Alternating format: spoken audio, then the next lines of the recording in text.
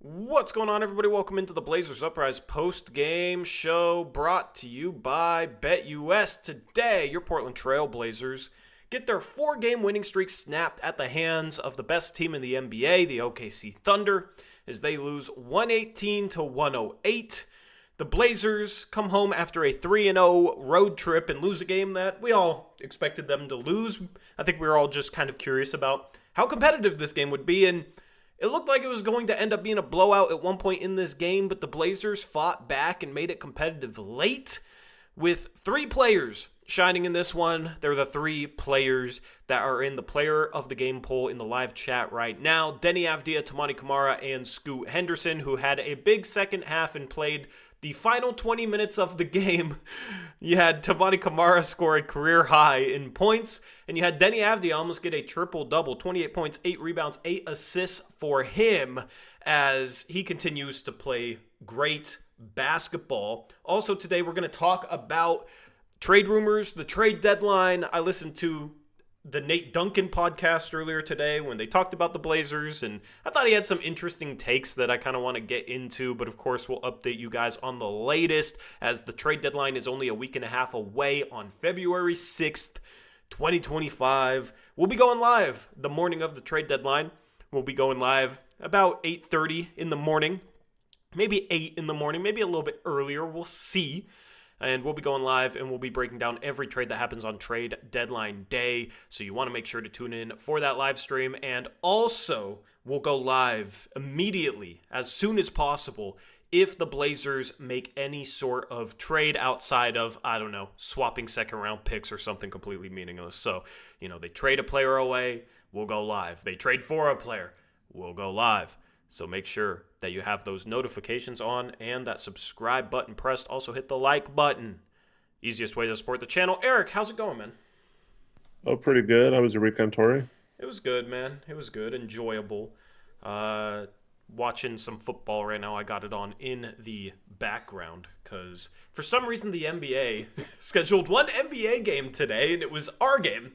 It was this game in the middle of these conference championships for the NFL. So I was slightly annoyed about that, but I am happy to be done with the early start times for a while, man, because we got a bunch of home games coming up, all 7 p.m. start times, which is easier on me. I know you're not a big fan of them, but yeah, I've had a good weekend. How about you?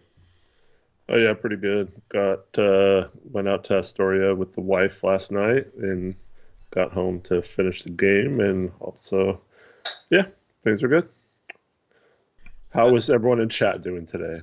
Yeah, chat. Let us know what you did this weekend, if you did anything fun. Also, let us know where you're tuning in from, what you're watching on. Are you watching on TV, tablet? I'm always curious about that sort of thing. So let us know in the live chat, and also make sure you vote in that player of the game poll.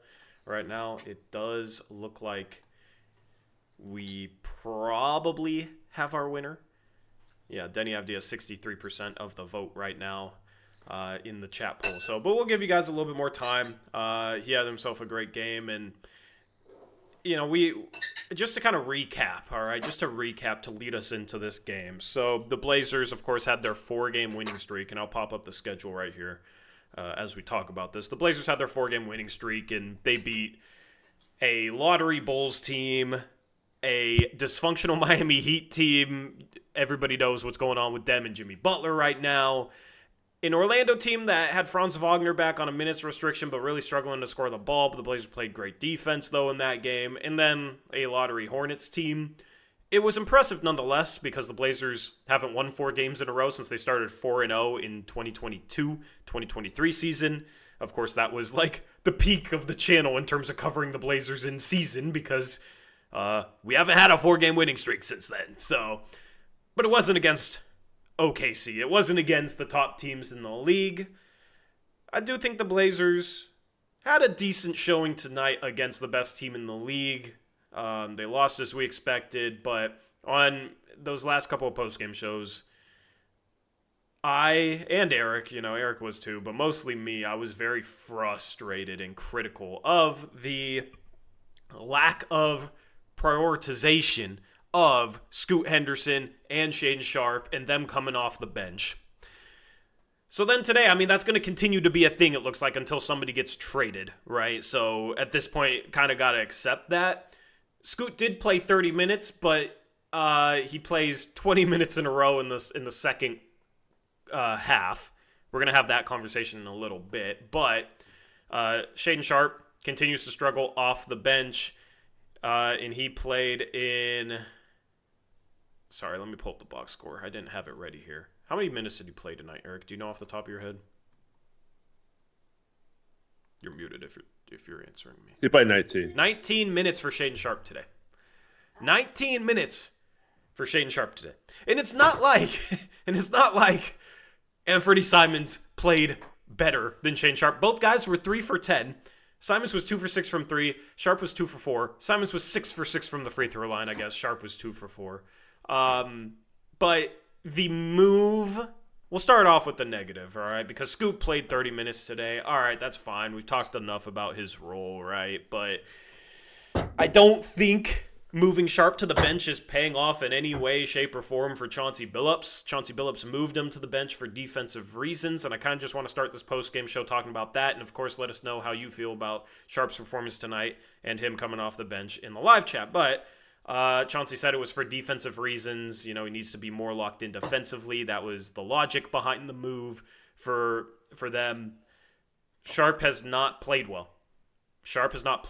And it's kind of frustrating for me because what have I always said about Shaedon Sharpe? It's always been about consistency. Can he find consistency? You know, and he chained together a lot of good games in a row as a starter, and it was like, man, maybe he's finally going to be consistent.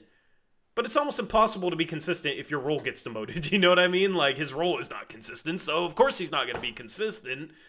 And that is a huge bummer for me because I feel like he was finally starting to achieve some level of consistency.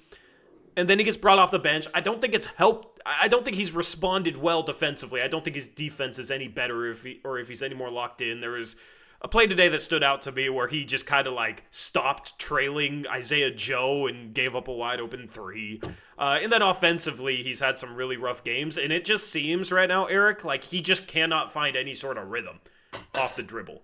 And you know, he made a couple threes in this game, which was cool to see, but he seems to have no rhythm offensively, and this move to the bench has not produced anything positive, I don't think. And then in this game, you gotta play the dude more than 19 minutes. I don't care how bad he was. I know he was a minus 28, but let him learn from his struggles. That's the whole point of this season, to prioritize the development of the young players on this team, which will matter heavily for the Blazers' future. So what are your thoughts on Sharpe, his performance tonight, his usage, and ultimately the role to bring him off the bench?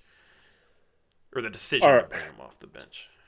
Well, I agree with you. Should have just kept these guys as in the roles they had. But I always say control the controllables. And it is concerning to me that he comes into the game and just seems to have a complete lack of energy and no aggression,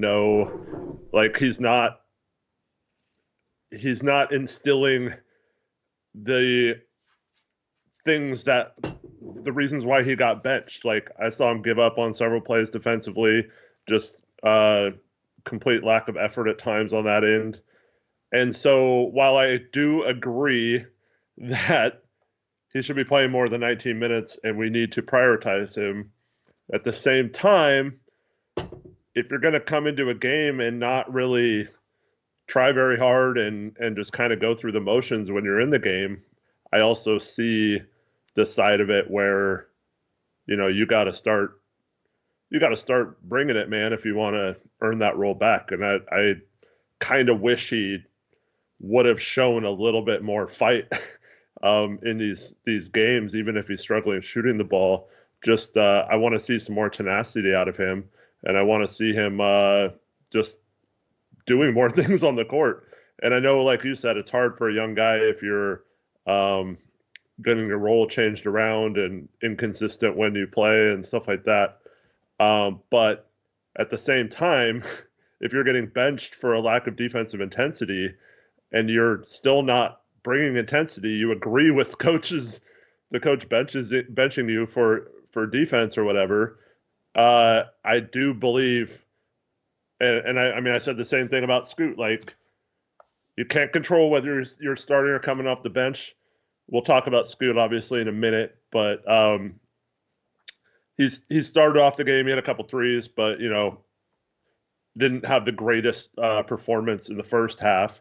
But then he brought it in the second half, man, and he was huge in the second half, and that's how I think I want them to play. Is just you can control how hard you play on the court, and this game was basically lost by a few key plays where OKC just wanted it more and out hustled us to a loose ball or got some break on some sort of like steal or foul or something or an offensive rebound and hit a big shot every time we cut it to 5 or 6 or seem like we were mounting a comeback. And so if you're not going to be a part of trying to bring and matching that other team's intensity, I have a hard time saying just blanket you should be getting more minutes. But at the same time, I completely agree.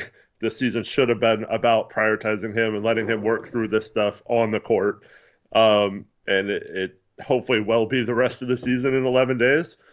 But I do have an issue with players that get benched and seem like, I'm not saying he's moping or anything, but I don't see him playing any different or using that as any sort of motivation to, I'm going to show coach that I deserve my role back. It's just kind of like, well, I'm off the bench now. I'm just going to come in and run around for a few minutes and not do much. You know what I mean? And that's kind of frustrating to me. Yeah. So just to reiterate, the most important thing this season is the development of young players, more so than wins and losses. We went into the season saying it's not about wins and losses as much as it's about the development of, Toumani Camara, Deni Avdija, Donovan Clingan, Scoot Henderson, Shaedon Sharpe. Those 5 guys being Absolutely kind of the 5 main guys for the future that you're going to try and add to. That's the core right there, and that's the starting lineup that I think a lot of Blazer fans want to see on the floor right now. As far as Sharpe goes, I mean, what we're talking about is 2 things that I've always been worried about. And it's not even anything where it's like, oh, this is surprising to me at all.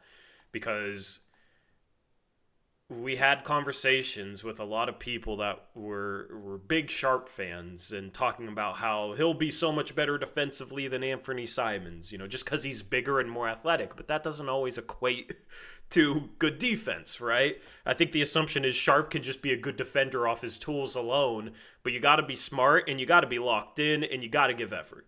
And we would always push back with that. Like, there's a lot more that goes into defense than just being athletic and a bigger guard. And those are the areas where Sharpe struggles. And it goes hand in hand with his kind of demeanor, personality. Like maybe he's a bit too chill, doesn't have enough of an edge to him. I like that he's been clutch this year and, kind of has a confidence about him. Like, oh, he doesn't care if he misses or makes a shot. Like, I think that's ultimately a good thing. But I think you're kind of seeing it on the defensive end right now where he's too lackadaisical.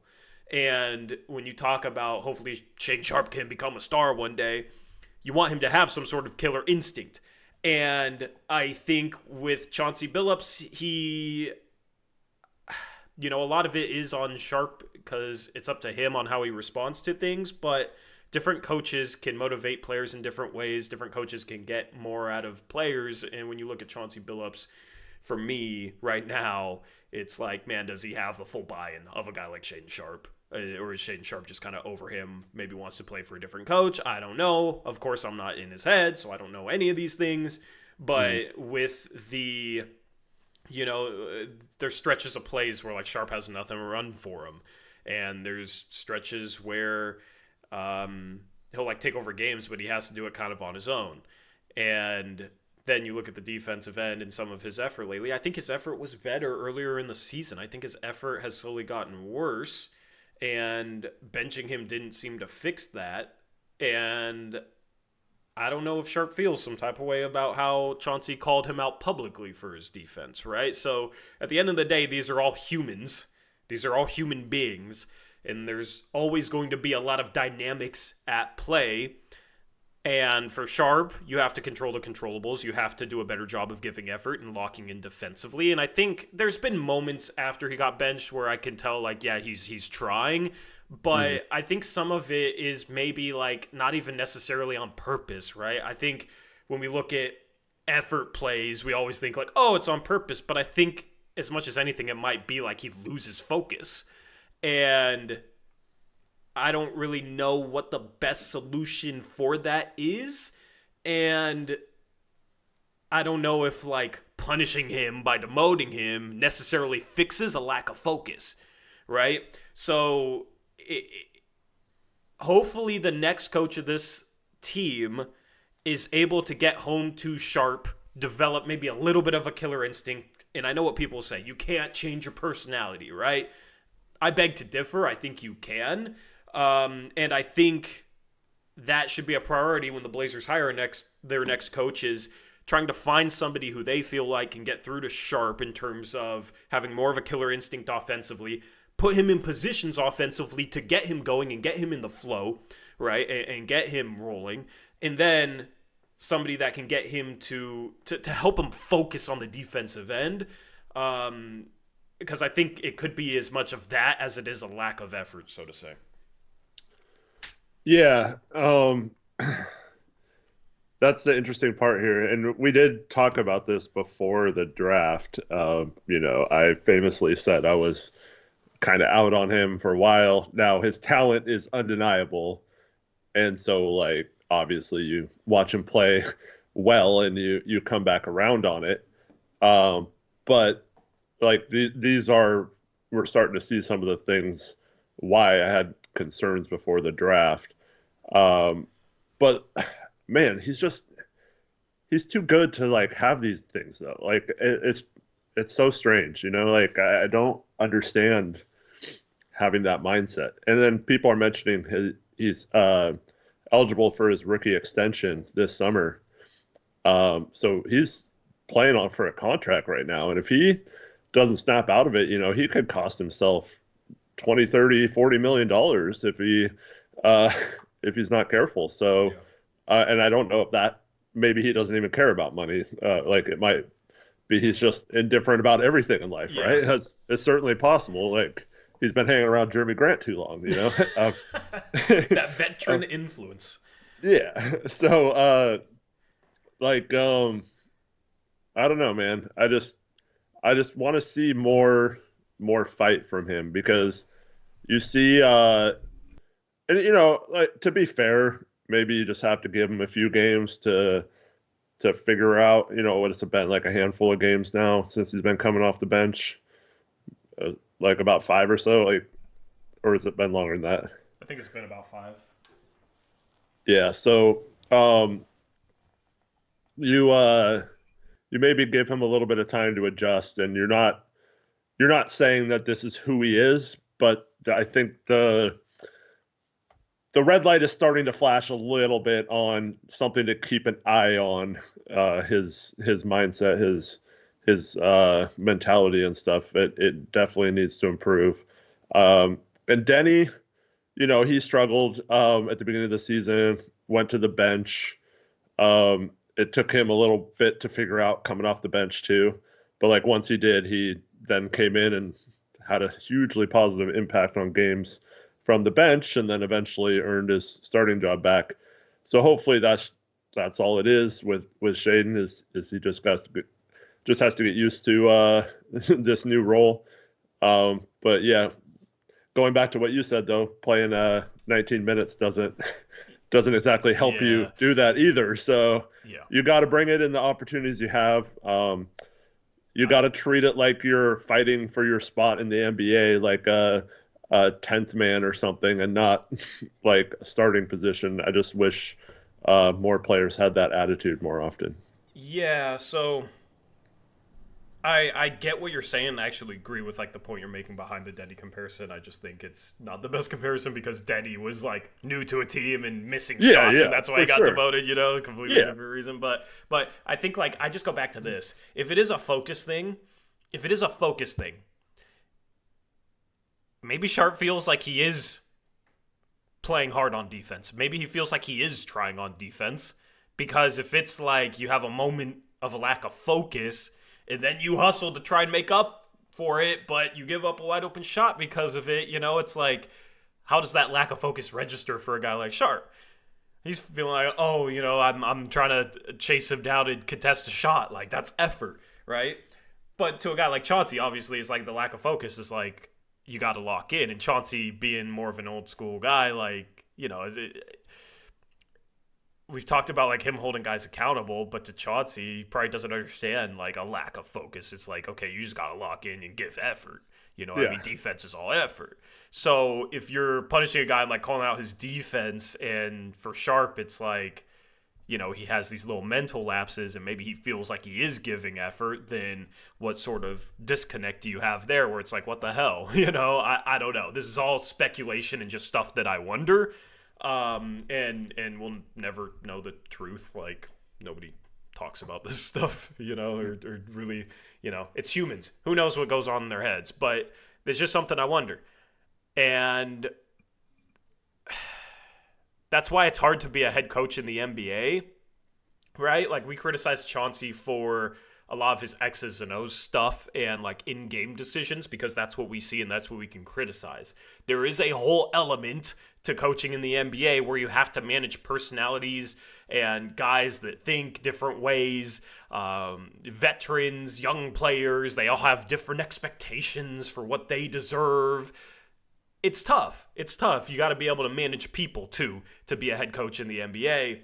And I think Chauncey hasn't necessarily done a bad job of that. The only time you really notice a coach doing a bad job of that, though, is like if he gets fired and stuff comes out afterwards, right?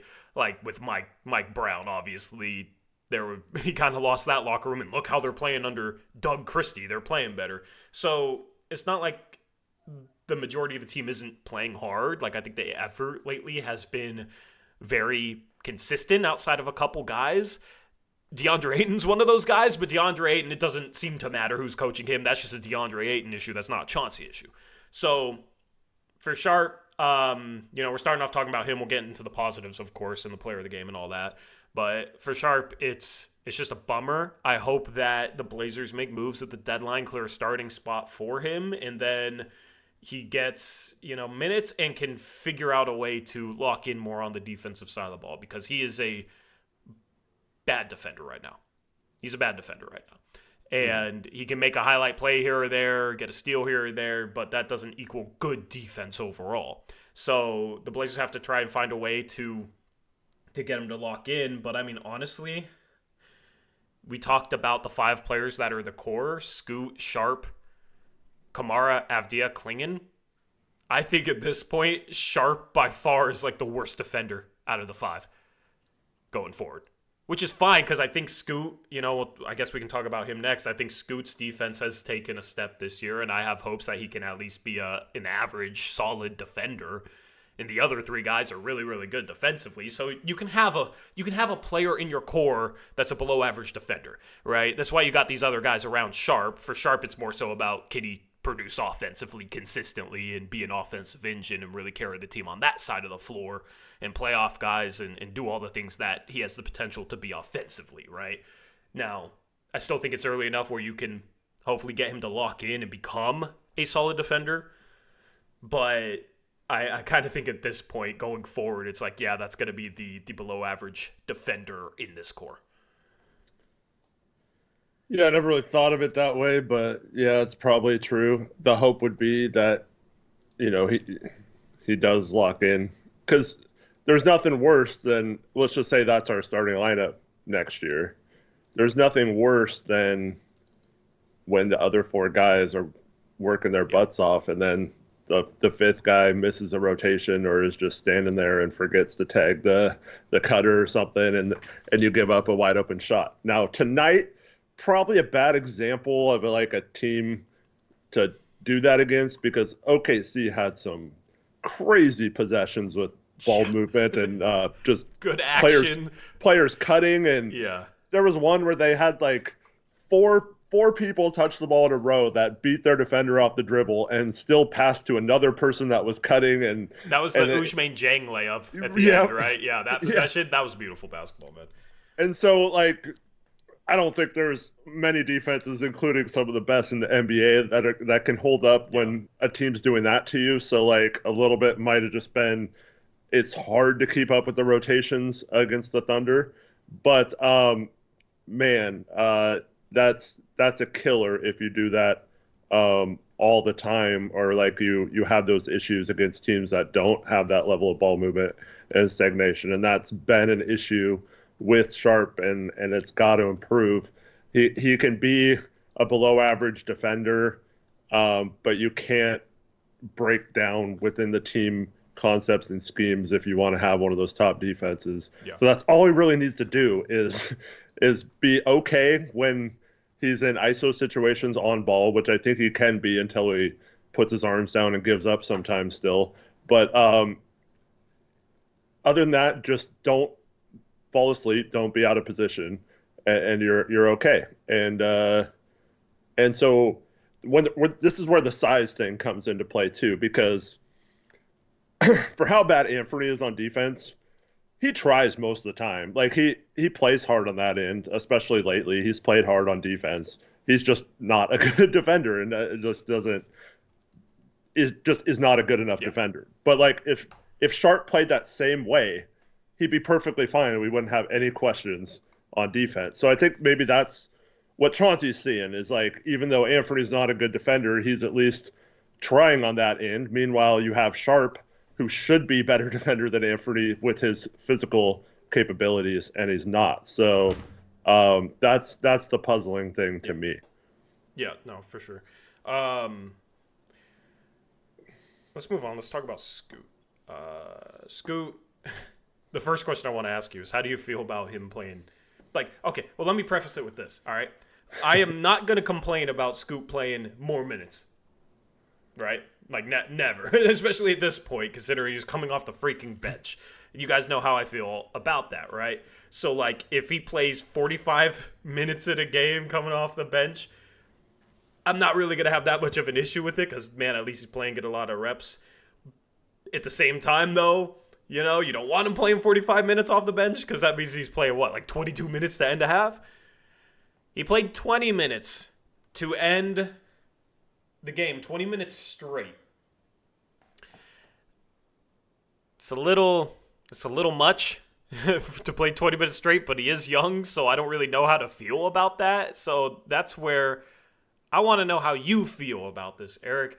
How do you feel about Scoot Henderson playing the final 20 minutes in a row in this game? Because on one hand, it's good that he's getting minutes. On the other hand, it's a lot. I think it just, he had a great fourth quarter, so he was in his normal rotation, and then like it's hard to take him out when he's he's one of the people scoring. So yeah. I think he just got left in. Which is fine. So the first half has been a little weird rotation-wise. It's been very robotic. Second half seems a little bit more on feel lately. And I think this game might have just been an overcorrection from last game when he took Scoot out at the end of the third quarter and then never put him back in the game until Sharp fouled out, wouldn't have put him back in. Yeah, it could have just been as simple as Chauncey was like, okay, I messed up last game, which is hopefully that's what happened. Is Chauncey is like, okay, I got to keep his Scoot in longer. I can't only play him 7 minutes in the second half. And then, like I said, Scoot starts playing really well in the fourth quarter, and then it's like, oh, I can't take him out now. And we mounted a bit of a comeback at times, cutting it to 5 or 6 at some point. But there has been, like with Simons and Sharp, it seems like he's playing them like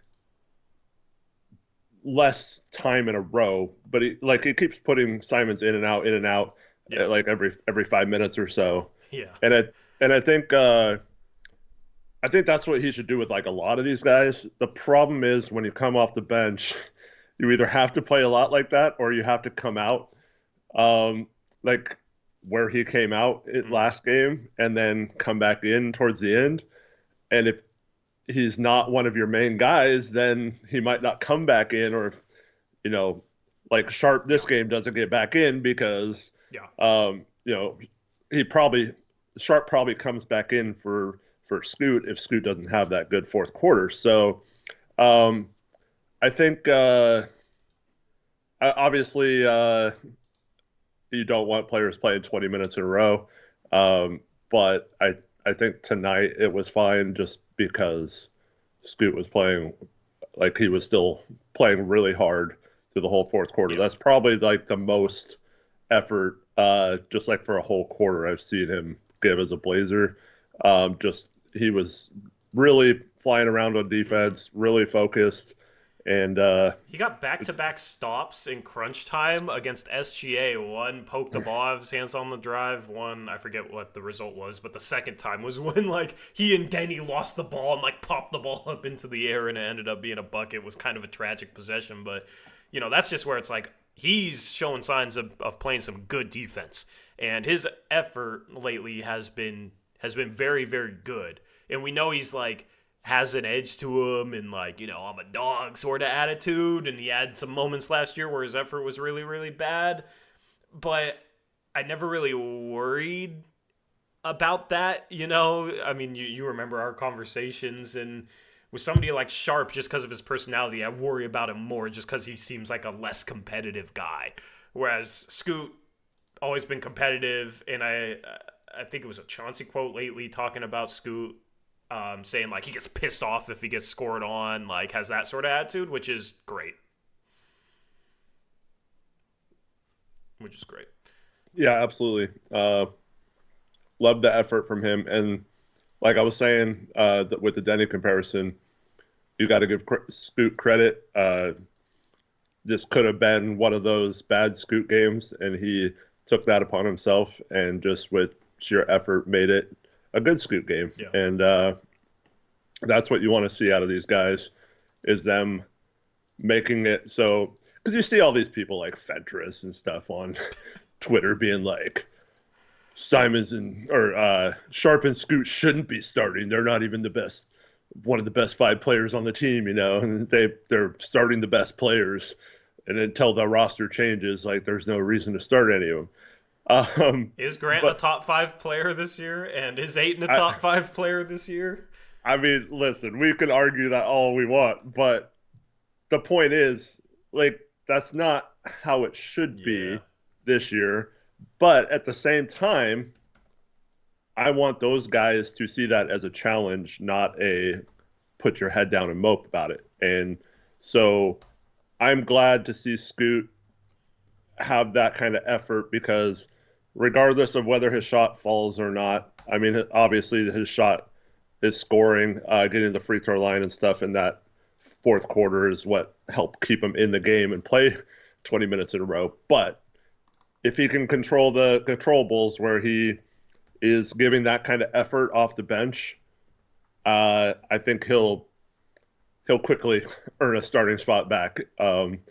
Even if our roster doesn't change much, I think it'd be undeniable that, okay, this dude is still working his butt off the bench. Like, we got to play this guy more. And hopefully that just shines through.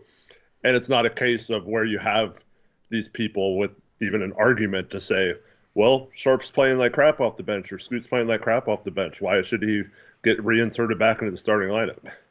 See, here's the thing with the conversation about like whether they should come off the bench. If they play well off the bench, the response is, see, bringing them off the bench is fine. They're still playing well. But if they struggle off the bench, then it's, see, that's why they're coming off the bench, because they're not playing well. So you can use either one to justify bringing them off the bench. Basically, there's no justification for starting them then, if that's how you view things, right? And that's the problem. For me, though, it's the the reason why. I mean, we don't know why Scoot was benched. Apparently, it was just because he's been coming off the bench all year, and he was only starting because of injury, and now he's back to his regular role. um, and I mean, we can argue about that all day. We both know where we stand on that. But like, the thing is, Sharp was benched for effort issues and defensive intensity. So, yes, it is a little bit of, well, if he shows those things, maybe it was good to bench him. But then you don't keep him on the bench, right? Then you bring him back in if he starts showing that intensity. To me, where it's concerning is if you bench a guy and they don't do what Scoot did tonight and they play more like Sharp, and that's where it's concerning to me. I don't care what the reasoning is. Just make sure you play well enough to show that coach was wrong in that decision, not justify everything he's saying about you. You know what I mean? Yeah, I just hate how kind of overcomplicated it feels. Right. Because I think the simplest way is you guys, like, you make those guys the starting backcourt by not having Simons in the way, right? Not having Grant on the team so you can start Kamara and Avdija still. And then, Klingen at the 5, whatever. And then if they have issues, you have a coach in place that is able to hold them accountable while still playing them so they can learn through those issues, but also have somebody in place that they respond well to. And I think that's that's much more simpler than, all right, how are we going to manage? We have Anthony Simons. We're not going to bring him off the bench. Avdija's playing great, and we had him off the bench behind Grant earlier in the season, but we can't bench him now, so then we have to bench this guy, but hopefully he responds well, because, who knows if he's responding well specifically to the coach directly, and it just feels overcomplicated, and it's like, you see the way Sharp's playing, it's like, all right, this isn't working. It's not producing anything. So that's just where I think it's a messed up setup in general. But going back to the Scoot 20 minutes in a row to end the game, like basically, like the biggest point of that is when you bring a guy off the bench and he plays really well and you want to give him that amount of minutes and a half, you basically have to play him that many minutes in a row because all his rest is coming at the start of the half. Because it's 24 minutes a half, he rested 4 minutes at the start of the half, right? Gets subbed in still very early. Like 8 minutes is pretty early to sub in a bench player. I think most teams wait till the 6-minute mark. The Blazers under Terry Stotts in the past, and even under Chauncey, would always wait till about the 6-minute mark left in the third and first quarters to sub somebody in. So you're already subbing him in early, but yeah, it's like he's not getting his rest in the middle of the quarter because he's not starting. Or in the middle of the half. He's not getting his rest, where he subs out with 2 minutes left in the third and comes back in 2 minutes into the fourth quarter. So I just, he's young. It's just, I think it's tougher for players to play 20 minutes in a row than it is to like split it up into 2 10-minute shifts and have that rest in the middle where you can kind of catch your second wind. So, that's just the problem with bringing him off the bench, man, is you're going to have to play him in a row. But to your credit, like, didn't seem to affect him at all. So, completely fine. It's not an issue. That's why I don't really have a problem with it. It's just, at some point, does that become something that's tough to deal with? And at the end of the day, I just think he should be starting, man. I'm happy with how he responded well to it. And I think, if Scoot still thrives coming off the bench, I don't think that justifies the decision to bench him, right? Because a lot of people say, see, he's still playing well. See, is completely fine. I think if Scoot strives off the bench, I think that's a testament to him performing and improving in a situation that I don't think is ideal for him to develop in, and I don't think that's a justification. I do not think that's a justification. And that's just the problem when you talk about players getting benched or playing less minutes, is if they don't play well, it justifies it, and if they play well, see, it's completely fine, they're still playing well. So there's no winning arguing with people that want to justify him coming off the bench. Yeah. Oh, it also complicates things when we win 4 in a row and then you have the people saying, see, we're winning. So, but like, those people don't understand that that's not necessarily the most important thing this season.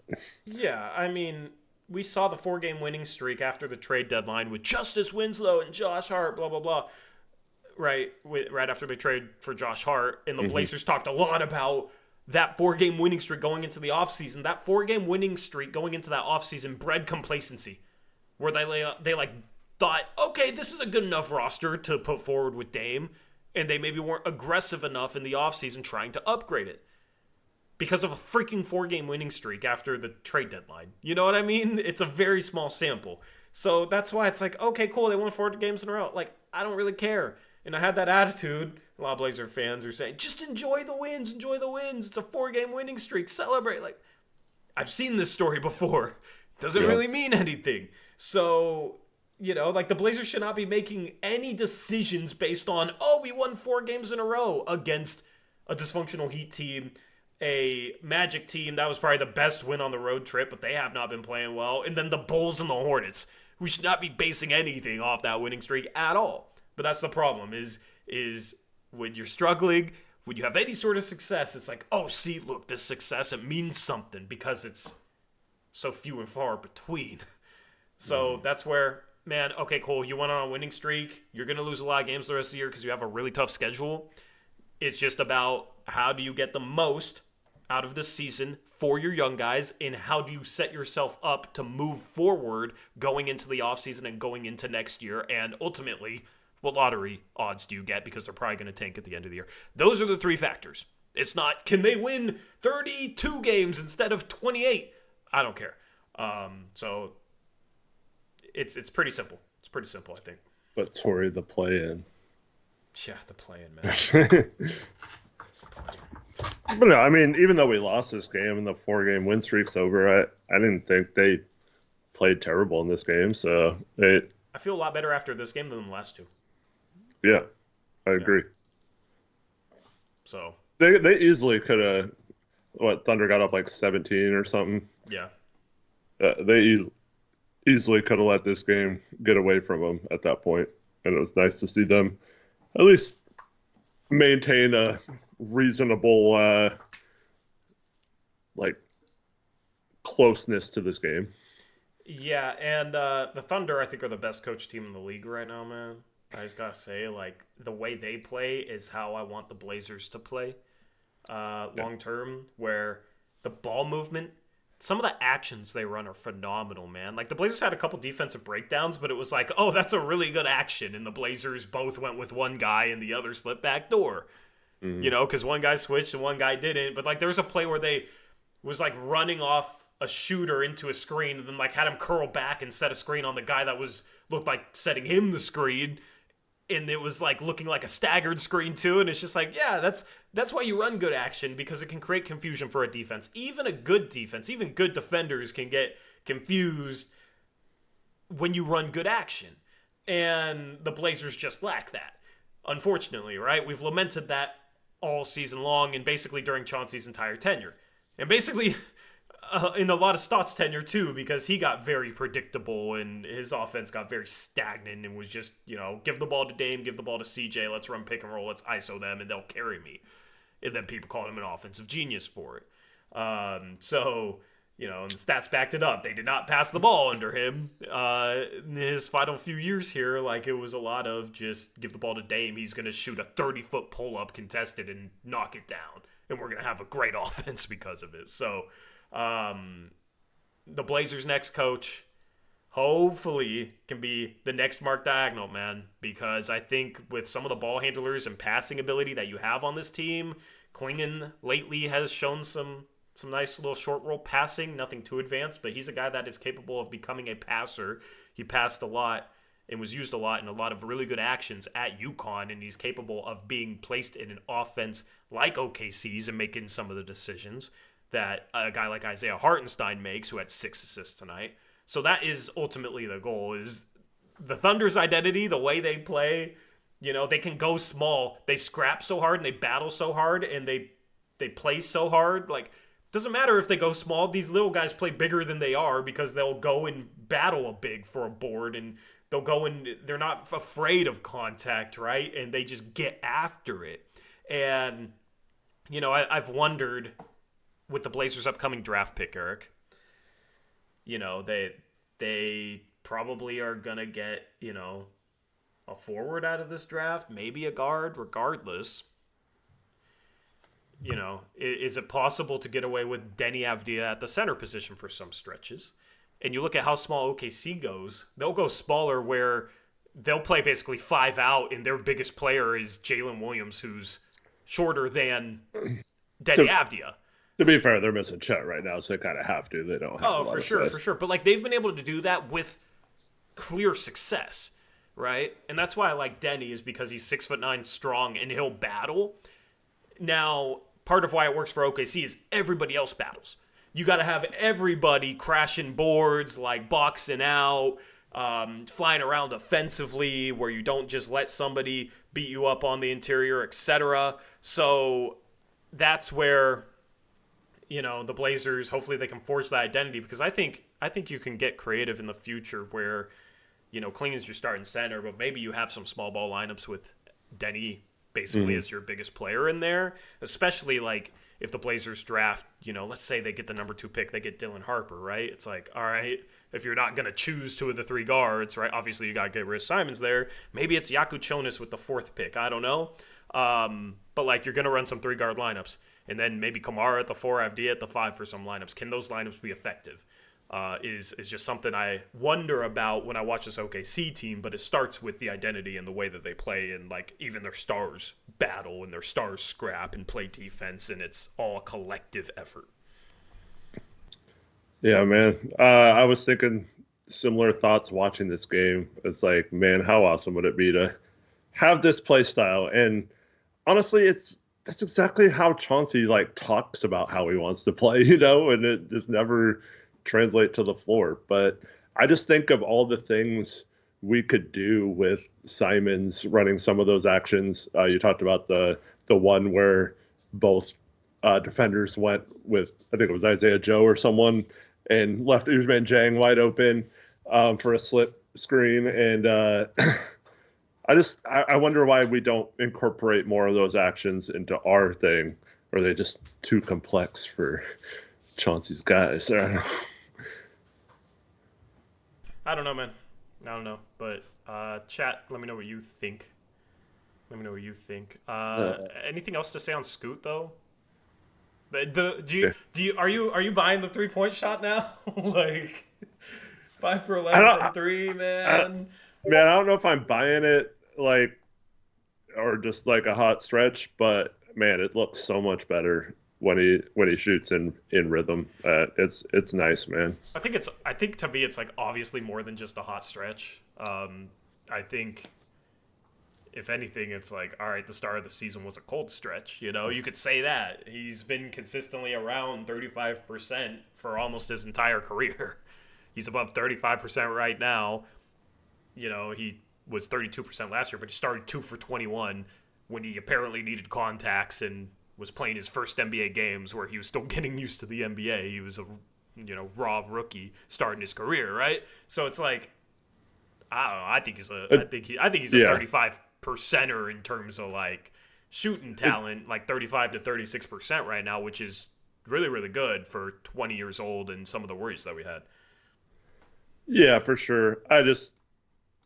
You can visibly tell the confidence level right now, or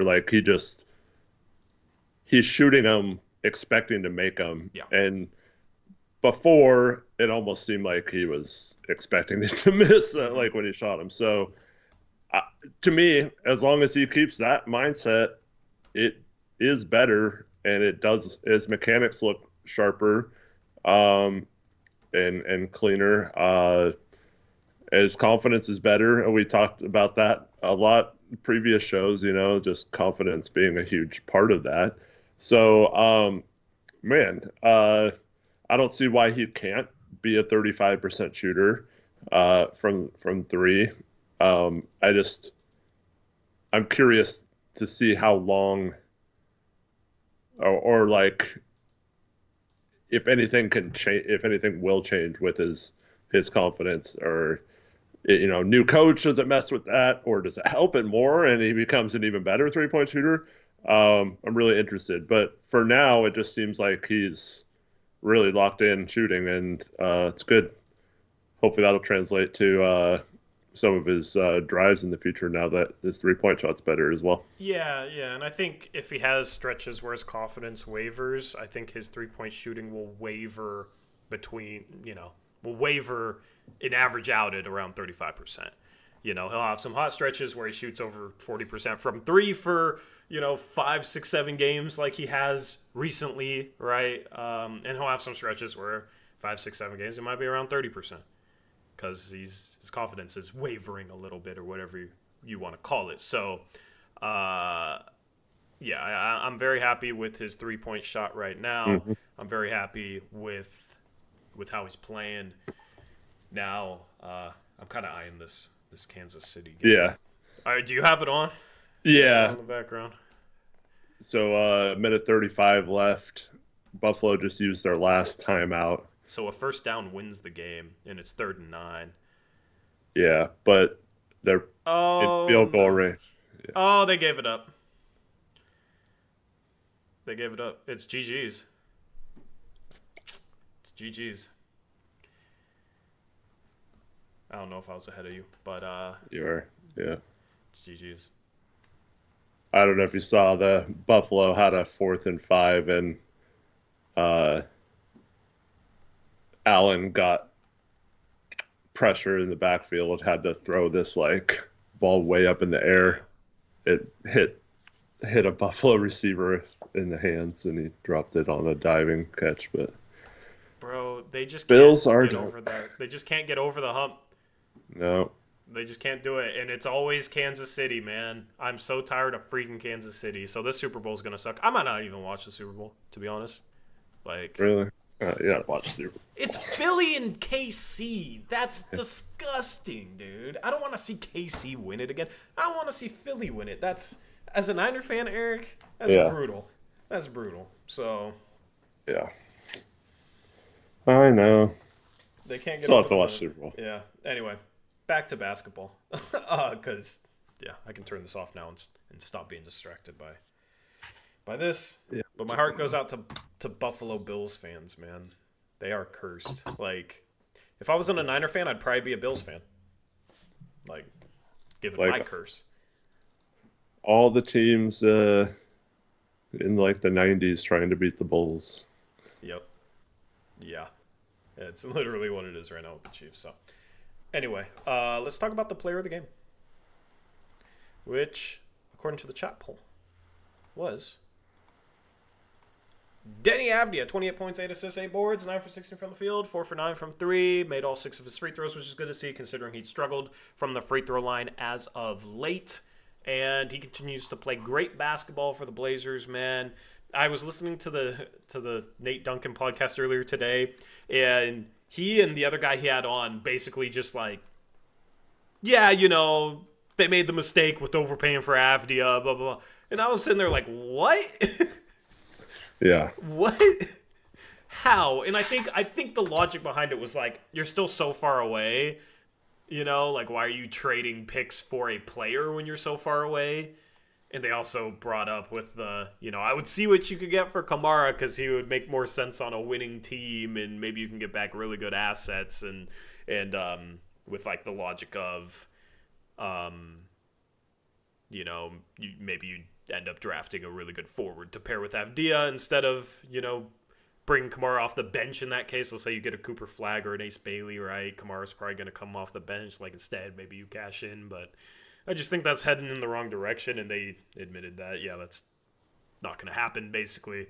But they just basically said, Avdija trade was a mistake, basically bad value. It's the 14th pick, and what's likely going to be a pick in the 20s for Deni Avdija, I think is still a really good trade, especially with his contract.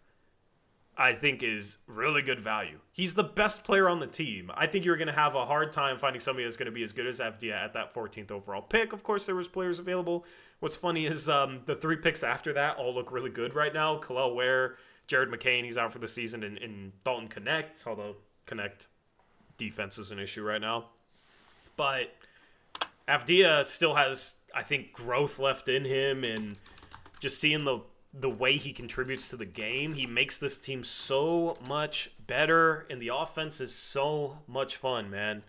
He punished multiple OKC defenders today. He's been in a slight three-point shooting slump. His percentage was down to 34% before this game, so it was nice to see him go 4 for 9. But that's the thing, is like, I didn't even notice. I still feel like he's playing really well, even though he hasn't necessarily shot the three well, because of the way he attacks and the passing and everything else that he does. It's like, it didn't even register to me. Oh yeah, he's been in a little bit of a slump from the three-point shooting line, but he got his percentage close to 37%, down to 34%, so he has been, I guess. But it's like, it doesn't even really matter, because defenses still respect him from the three-point line, and he doesn't need to shoot threes. And even if guys don't respect him at the three-point line, he'll just use that space to build up a head of steam and basically put his shoulder into him and get to the foul line or get to the rim. So still love the way that he's been playing as of late. And yeah, I mean, I want to see this guy play like 33 to 35 minutes a game every single night and have a big role in the offense, and just see what type of production he can give you the rest of the season. Yep. You can count him on defense. You can count on him to have several strong drives. What's he at on the season now, 3-point shooting wise? After this game, I can calculate. Or what? Or it was 34% going into this game. Yeah. That's So, it doesn't update till like the morning after. Yeah, right. It's not. Obviously, want it to be close to that 37% from last year, but it's for what he's been doing. I don't think it's terrible. So, gotta love the way Deni's playing. Like you mentioned, he's clearly our best player right now. So, yeah, I don't even think that's a question, is it? No. I mean, you see how bad this team was without him? Yeah. That's not a coincidence. That is absolutely not a coincidence. But it's funny because his stats per 36 are almost identical to last year's, outside of like shooting splits. Although shooting splits are pretty close. So last year, 17 point. This is per 36. Maybe I should do per 100 possessions. No, I'll do per 36. Per 36 last year, 17.6 points, 8.6 rebounds, 4.6 assists. Per 36 this year, 18 points, I'll say it this way. His points per 36 went up from 17.6 to 18 before this game, so very close there. Rebounds went from 8.6 to 8.2, and assists went from 4.6 to 4.2. And then 2-point percentage went from 56 to 55%. Free throw percentage went from 74 to 76%. 3-point percentage last year was 37.4. This year, going into the game, was 34. And some of those stats are going to take a bump after this game. So even though he struggled really poorly on the season, he's right in line with where he was last year. Now the question is, like, okay, the rest of the year, can he be better than he was last year? I think this hot stretch, he's been better than he was on average last year. Last year, he had some hot stretches, was kind of up and down. I think the question is, can you see growth beyond last year, or is he who he was last year, which is still a really, really great player and the best player on the team. And there's a reason why I love the trade when the Blazers made it, because he was quietly really good last year. It's just the curiosity of like, all right, what would Avdija taking a step look like, right?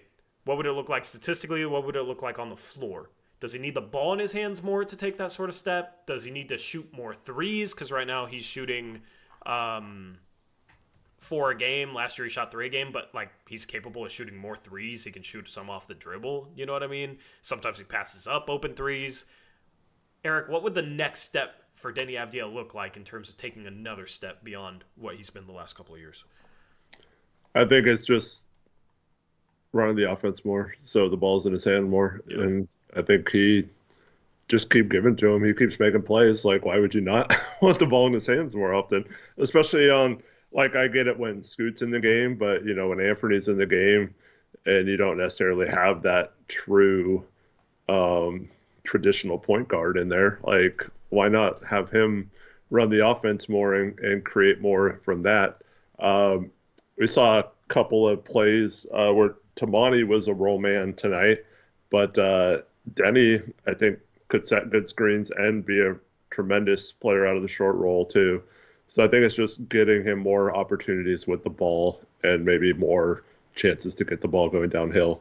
Um, but yeah, I think that's really the only thing I can think of outside of just like designing more plays for him. Yeah. Yeah. Shout out to Marcy for the donation. I'll read it off in a second. Sorry, we took 30 minutes to read it off. I didn't see it till now. But what I would do going forward, if you had the Scoot, Sharp, Kamara, Avdia, Klingon starting lineup, I think you stagger Avdia and Sharp with Scoot, where, maybe you sub out Avdia and Sharp at the 6-minute mark, leave Scoot in till the 3-minute mark in the first quarter, and then you sub Scoot out and you bring Avdia and Sharp back into the game, and basically they play with the bench lineup where Sharp can play off of Avdia, but also maybe get a little bit more scoring opportunity with a more bench-laden lineup.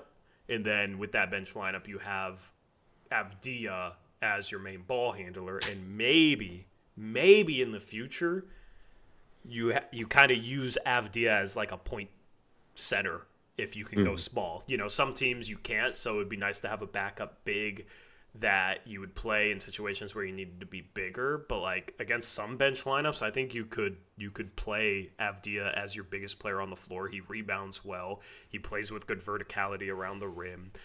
Defensively, he's not going to be like a rim protector, but you're not looking for a rim protector in a small ball lineup. And then he's strong, right? He can battle. We've seen him battle some centers this year, some bigger players. If you got a guy as like your backup, off the bench, right? Obviously, you start Deni, sub him out early, sub him back in with a bench. If he can be that like Draymond Green small ball 5 that can just grab and go and push and raise the pace, you could have a really interesting second unit with him leading the charge, and that could be a really deadly offensive lineup. And that's how I'm starting to think the Blazers should build going forward. And then ideally your backup 5, like your bigger backup 5, would be somebody that can battle and then maybe shoot threes as well, just to give a change of pace from Klingon. So that's how I would build going forward. And I think that could be a really fun bench lineup because you would play with a ton of pace too. Like, I think that, especially you got Sharp on the wing. Sharp can push and transition. You got Deni as the grab and go guy. I think that's the recipe going forward. Yeah, that's interesting. Man, I get so frustrated. People from other fan bases on Twitter. Why?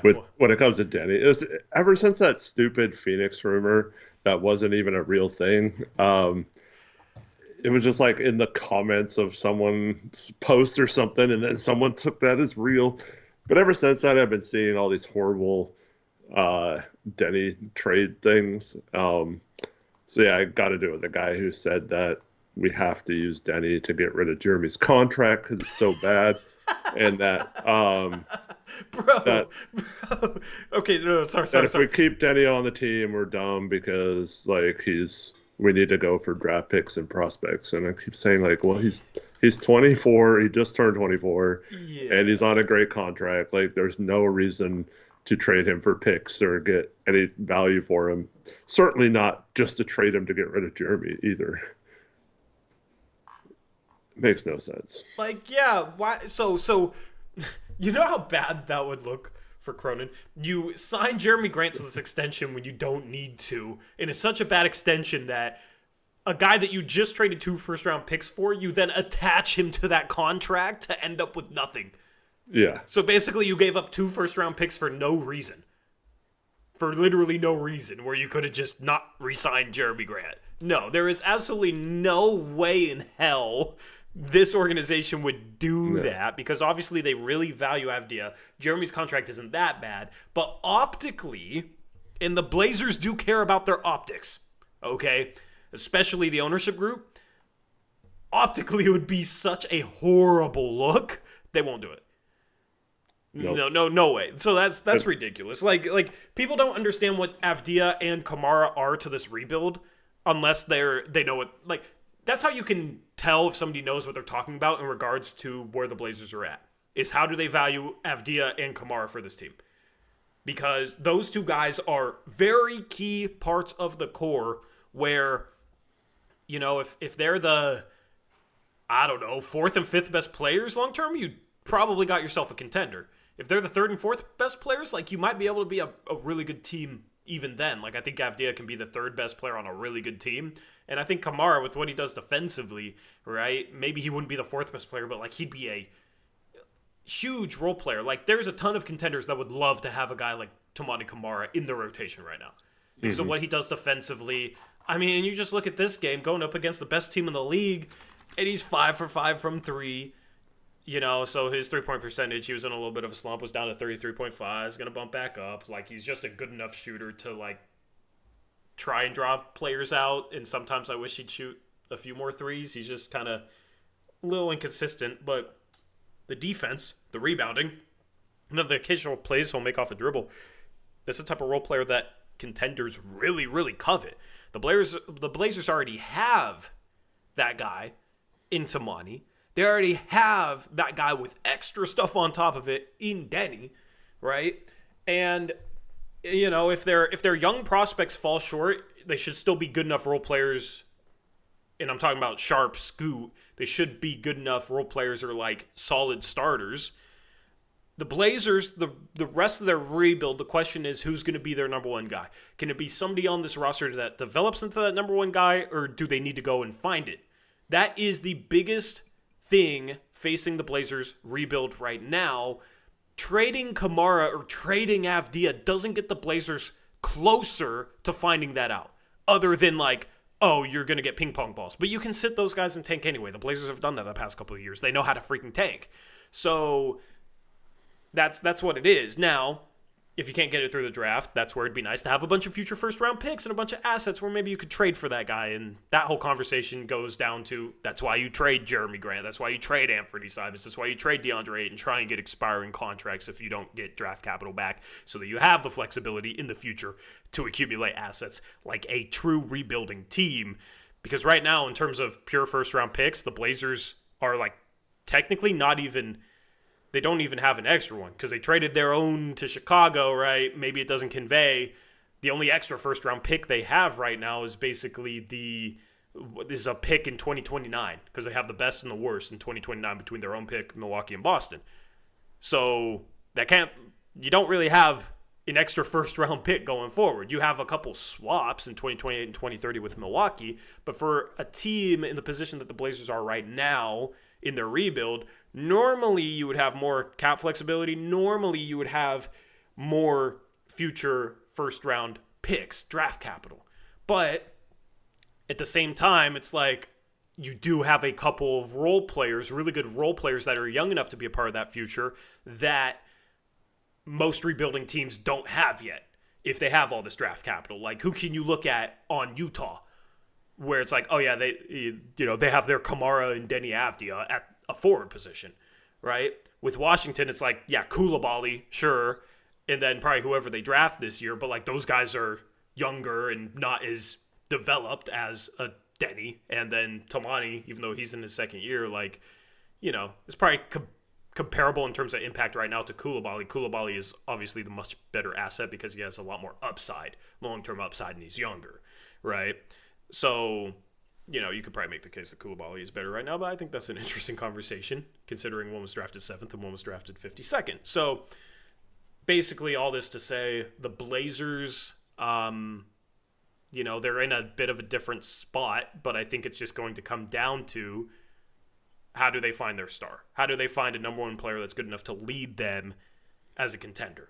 Now, that problem is solved if you get Cooper Flagg. So we have to pray for that. That problem might be solved if you get Dylan Harper, right? That problem might be solved next year if they fully embrace the rebuild and go young and still have high lottery odds. AJ DeBonsa or a Cameron Boozer or maybe a Darren Peterson, right? Like, you got some guys in next year's draft that are intriguing. So, that's what it comes down to, right? Yeah, absolutely. And then for those that missed it, so we had heard that the Blazers were interested in more Deni Avdija type players in trades, not they valued that over draft capital. So they're not going to turn around and trade those type of guys. They want more of those type of guys. That's I love Avdija. I think that's a little bit silly because no, I'm not saying it's right or wrong. Oh, I know. I'm just giving my opinion on it. Mm-hmm. I think that's a little bit silly because yes, it's really good to have role players like that. You already got a couple of really good role playing forwards. You don't need 5 of them. You don't need 4 of them, right? Like, you not need necessarily your star. forwards. I'm talking about like at all. Yeah. But that's like, yeah, sure. If you can add somebody like that and the price makes sense and they're part of your future, sure. But at some point, it's like you have good enough role players. You need a star that leads the team. So that's where I'm a little bit worried about the Blazers if they're just thinking about adding all these role players. It's like, okay, you got a ton of good role players. It's almost like you're just trying to recreate the magic of the 2004 Pistons because you got Chauncey, I guess. But that's like really, really hard to recreate, man. That's like next to impossible to recreate. So that's why when you look at just like a team full of like perfect role players that won it all, they're the only example. You know what I mean? And they still have a guy that made the Hall of Fame in Chauncey Billups, right? And Ben Wallace, Defensive Player of the Year. Hopefully that can be clinging, I guess. So that's just where I wouldn't want the Blazers to too caught up in like, oh, look how good Deni looks. We need more guys like Deni. Sure, it's always a good thing to have guys like Deni on the team, but you need to find your superstar. You need to find your number one option long term. Yep. And if they're in the mode where like they want more of Deni types, then it's like, all right, then you must feel very confident in Scoot or Sharp being one of those guys, but you're not even starting them. So. Yeah. Well, see, I think this is why Cronin then has so much trouble making a trade is because he's waiting for those perfect type opportunities and they often don't come. And so if you're constantly searching for something that's rarely ever available, like a Deni's not really available unless you have to pay a lot for him, you know? So like those, you're not going to get Deni for trading Jeremy Grant, you know, like that's just not going to happen. So hopefully we find some of those guys. And I always keep thinking about this. People bring it up during games too on Twitter and stuff. It's just like, man, imagine if Dame had these guys on at forward. Yeah, for real. In his Trade prime, for Dame man. back, man. I will say, like, another reason why I would like to accumulate first-round picks, Eric, is the pipe dream. This is a pipe dream, all right? This is probably not realistic, but down the road, if Milwaukee's fallen off and like Giannis doesn't want to be there, they still have Dame, and you know Giannis has flirted with like maybe wanting out. If they go into rebuild mode, they're gonna want their own picks back and their own swaps back, and Portland has those. So you know, like, can you put yourself in a position where if that opportunity ever like came up, you could capitalize on it with giving Milwaukee their first round picks back, and then you have these extra firsts that make it worth it for them. Well, maybe you keep a young player too, because Dame at that point isn't going to have a whole lot of value, but still probably going to be a really good player, really good number 2, and you have all these good role players. Like, you know what I mean? That's I don't know. That's something I've dreamed about. The Torrey pipe dream. The Torrey pipe dream, right? So, but it's just like you want to. You don't want to miss out on that by not having enough assets, right? Like, crazier things have happened. So, anyway, shout out to Marcy, 250. I don't know what that currency is, but it's 250 of something, and we like something. So, shout out to Marcy for the donation. They ask, assuming we bench Ant and he blossomed from now to the deadline to the point the league viewed him as a credible threat off the bench, do you think we can earn a first round for him, if ever? I just don't think with a week and a half before the deadline, the play of anyone for a week and a half is going to change anything. Also, I think Ant would be pissed off coming off the bench. And I don't think he's just automatically going to play a lot better coming off the bench. So I don't really think that's a thing. Filipino peso. Oh, Filipino peso. Thank you, Marcy. Yeah, appreciate the donation. I just don't think, like, I think the showcasing thing gets overstated.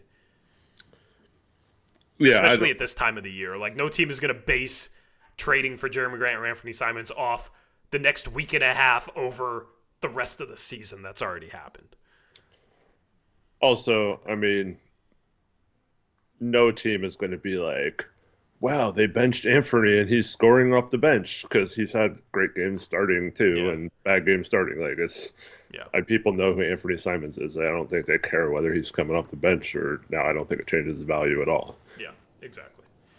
Exactly. But that's a good segue into trade talk. Is there anybody else that you wanted to talk about that we missed? You know, Klingon played, didn't really do a whole lot. I don't really have much to say there. Why does he play the 4 guard? I don't know. Do we have to give Banton minutes right now?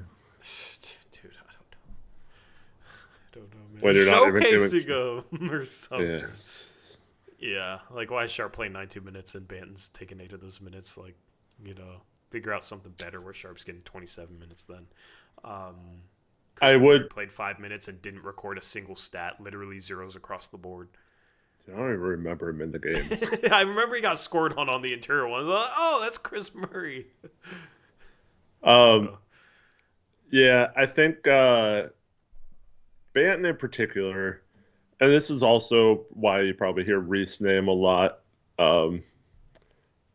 in terms of it's just so random. Like, people will be like, "Oh, there's lots of interest around the league in Uprise." Like, why are you mentioning that of all things? Yeah. But Duop and Banton, for different reasons. Obviously, Reese doesn't even play much when we're down centers, so there's really no room for him. Maybe if we traded Rob and Ayton, there would be a spot for him the rest of the season. But moving forward, I don't think he's going to be.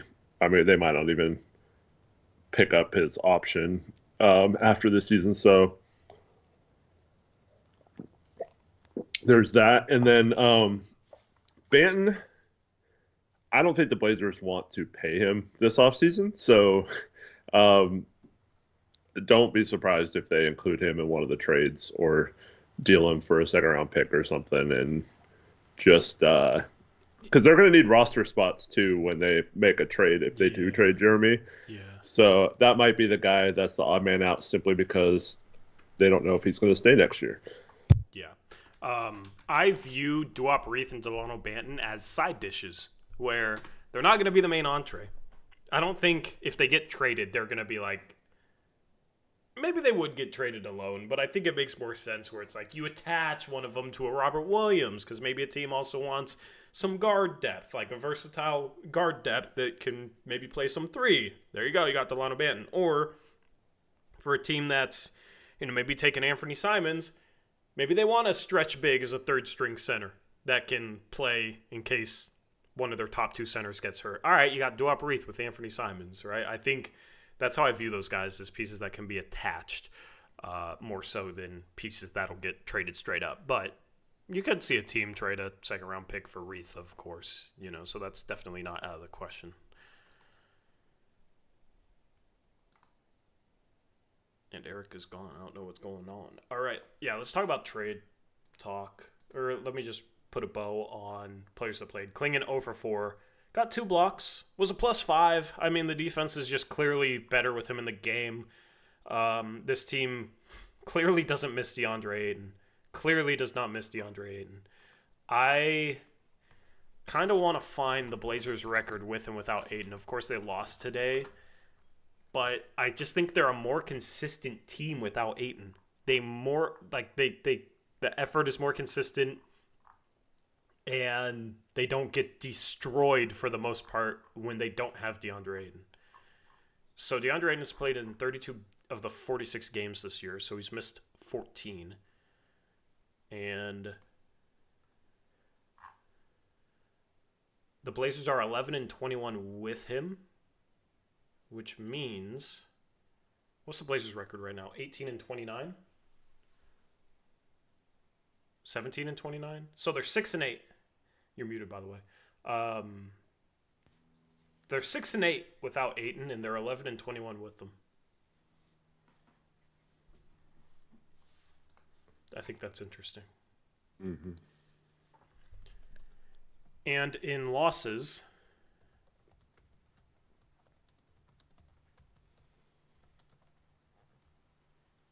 Ayton definitely plays worse, which, I mean, kind of makes sense. Your team as a whole plays worse in losses, but it's funny. In wins where Ayton plays, he plays 34 minutes a game. In losses, he plays 28.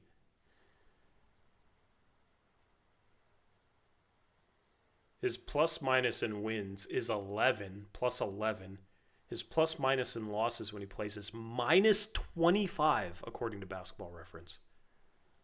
I know the plus minus on Basketball Reference is kind of weird, but that seems like a huge discrepancy, which I think showcases the inconsistency of DeAndre Ayton. Basically, the point I was making when you were gone, Eric, I don't know if you heard me. Like, I don't think this team misses DeAndre Ayton at all if they're trying to win games. Like, they're more solid and more consistent without him. Would you agree with that take? Oh, yeah. I mean, that's been our take since we acquired Ayton, right? Yeah. Yep. You good? Yeah. I just randomly started coughing and couldn't stop. I had to get it. That's not good. Yeah. That's not good. Not sick or anything. Let's talk trades. I don't even want to talk about this game anymore. I think we've touched upon everything that we can touch upon.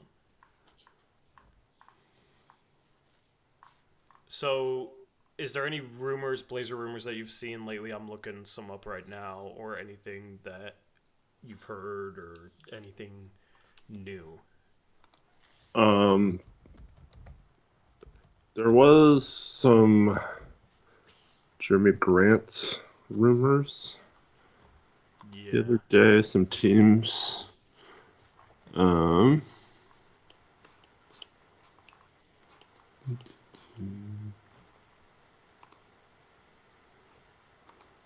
Let me try to find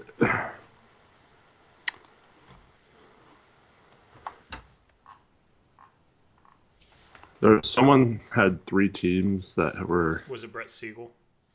It might have been. Yeah. So I found a quote here from Brett Siegel, basically saying the Milwaukee Bucks is entered as a new team that could be in the mix for Grant. And he says, if they do so and it's not for a Butler trade, could the Bucks swing a deal for Jeremy Grant and Robert Williams with the Portland Trailblazers? This is one of a few scenarios beginning to emerge outside of being involved in a Butler deal that could play out for Milwaukee, where Middleton's tenure with the team ends.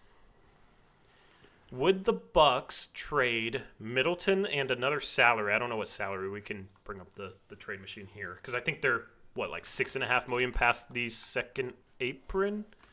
They have to get below the second apron to aggregate salaries. If I'm not mistaken, Middleton and Portis can match those two without. Yeah, I saw that as a trade idea somewhere too. Would the Bucks consider that though? I don't know. Because that just seems a little rich. I don't think they would. Would you do that? I mean, just try to flip them. My question is, what could you flip them for, and maybe you get Milwaukee back another asset to justify it? I don't know. Man. Let me put the trade machine on the screen. We can cook a little bit here. All right. Let me hide. There was someone who had they had like a list of 3 teams that were. Because we know Jeremy's a Dame guy, right? Yeah. You got Robert Williams. So, whoops, not Giannis. There we go. So,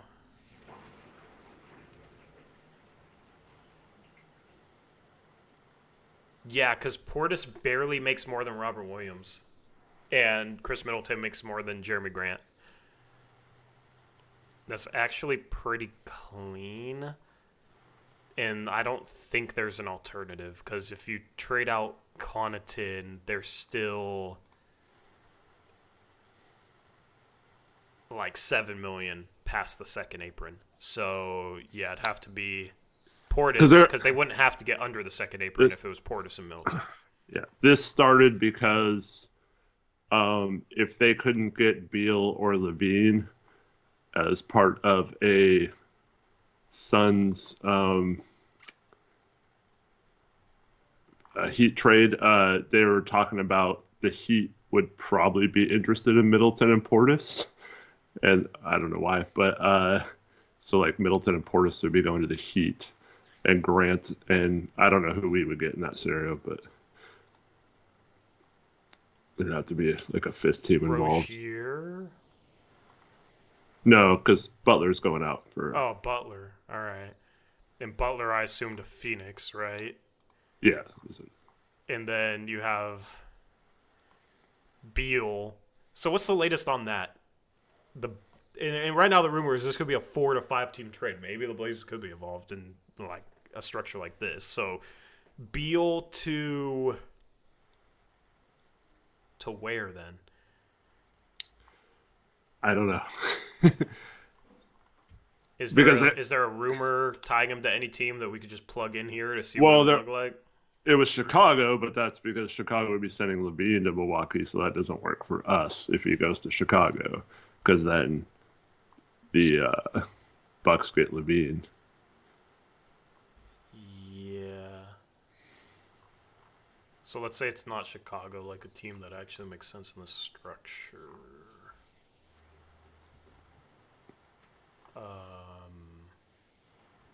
Detroit, people are saying. Yeah, we can plug in Detroit. I wish this would like show up better. Let me try zooming out. Still doesn't really show up. But like, so if he gets traded to Detroit, it would be what? Tobias and whoops, wrong team. It'd be Tobias and Hardaway.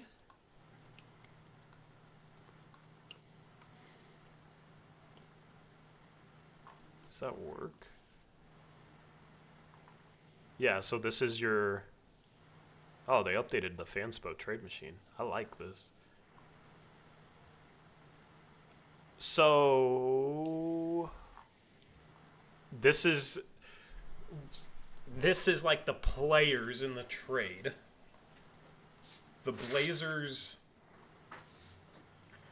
would need back, I feel like, some sort of asset if they're taking on Tobias, right? And the Bucks, I feel like, would need something.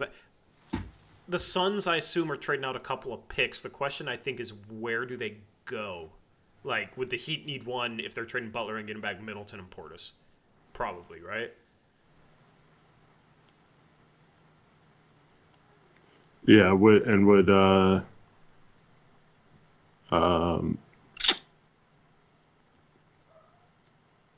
Detroit have to get some sort of compensation for taking Beal? Yeah.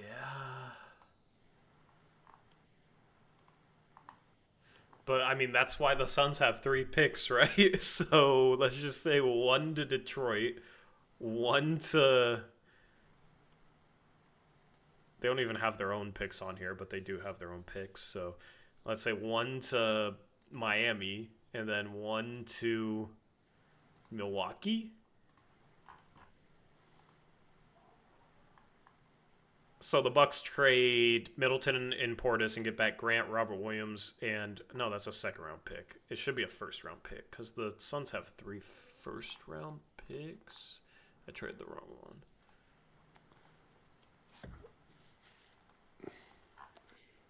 All right, I found this. Hold on, let me explain this then. Is this related to this or is it something different?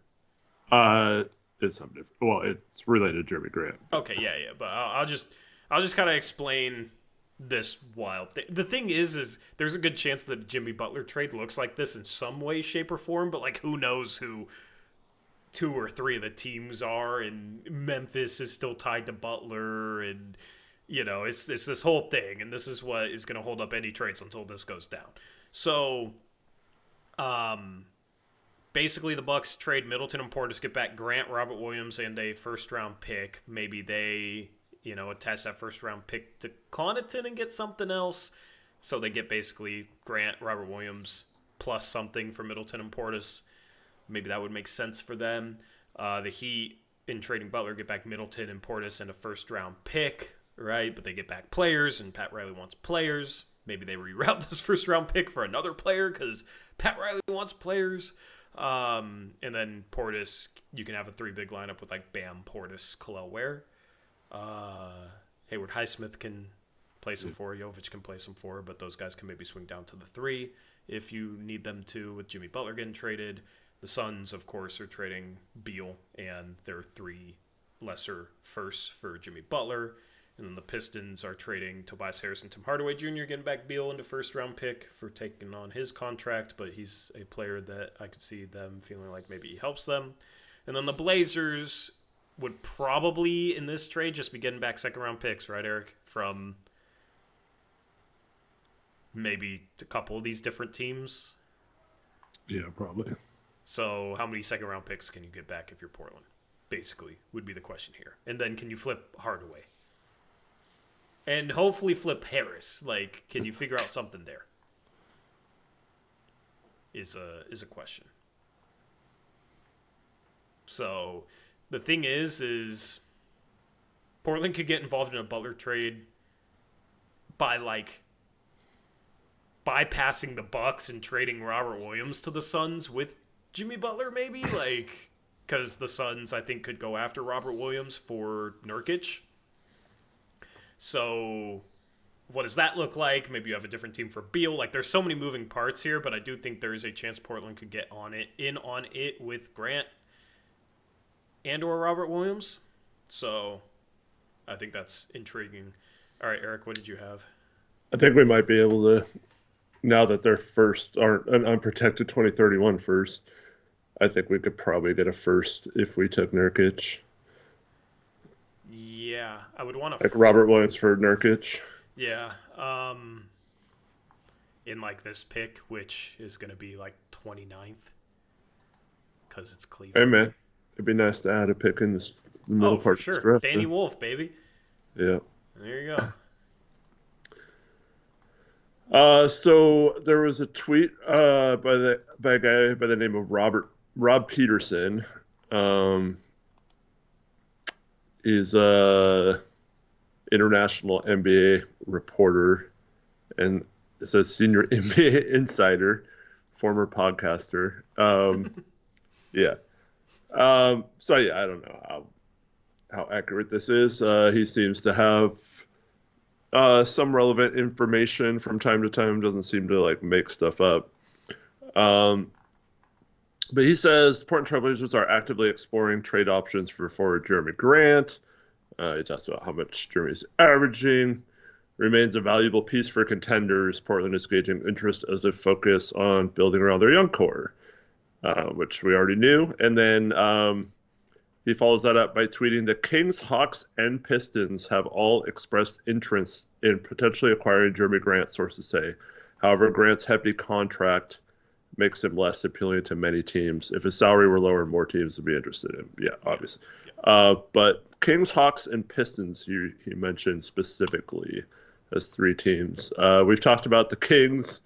We've from time to time mentioned the Pistons. We haven't really mentioned the Hawks. That's kind of a weird one. Yeah. Yeah, we'll look at that. We'll look at that in a second. I think the Pistons, they have a 2025 second-round pick via Toronto, so that's a high second-round pick in this upcoming draft. So that's a quality second-round pick. This 2028 second-round pick, I don't know if it's the best or worst of Charlotte and the Clippers, but both those teams could be bad by then. And then, like, you're also any young players that are intriguing on their team. Well, the Pistons are a team that are under the cap, so they can give out a lot less salary, assuming they aren't a part of another trade. So I think with the Pistons, it's more appealing for them because they can send back a lot less than they're taking in a Jeremy Grant trade. I think they only have to trade out about $15 million or so. Yeah. So that makes it intriguing there to basically cut Jeremy's contract. How much does Hardaway make? 16 mil. Yeah, that'd probably be the piece, huh? Hardaway, if we traded Simons, I wouldn't mind someone like Sasser for the rest of the year as our third guard, but I think most of their young players are too good to include in a Jeremy Grant trade, and or non-factors. So yeah, there's not really anyone that makes a ton of sense. I think if you're really struggling to trade Grant, I would hope that this is a good off ramp where you get a really high second round pick in this draft and an expiring contract and get off his salary. And the Pistons, of course, have had Jeremy Grant before. I could see them being a team that would go after them because they are the 6th seed right now. Mm-hmm. And Jeremy could be a part. Like, even if you didn't get that second round pick, I do think this is a good off ramp. And probably the best case scenario, if you can't get a first round pick for Jeremy Grant, you get a very early second round pick in a good draft and expiring. And then, I don't know, you could get creative, right? We talk about the Blazers, like, flexibility. And if you don't get off Ayton, you're not going to have cap flexibility. But my question here would be, can you tack on another trade to this and try and get a $29.7 million traded player exception for Jeremy Grant? Is that possible? Or close to that? Well, if there was a team that could, what was the tax MLE this year? Do you know? The tax MLE, Or not? I mean the full MLE. Sorry. Oh, it was bigger than Robert. I think it was like 13 mil.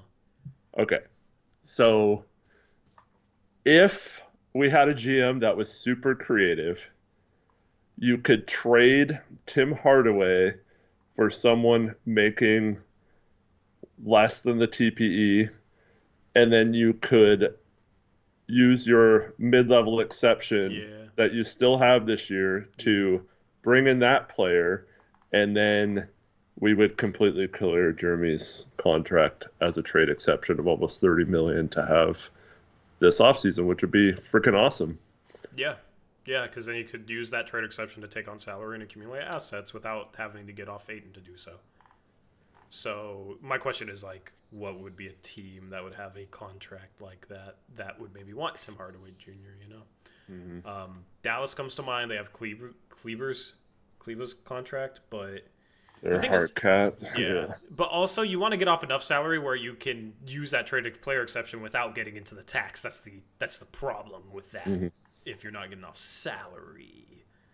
So, but I was thinking of it in terms of if you traded, come back Pistons. If you traded, Grant, Detroit, they trade Hardaway. If you traded Robert Williams to a team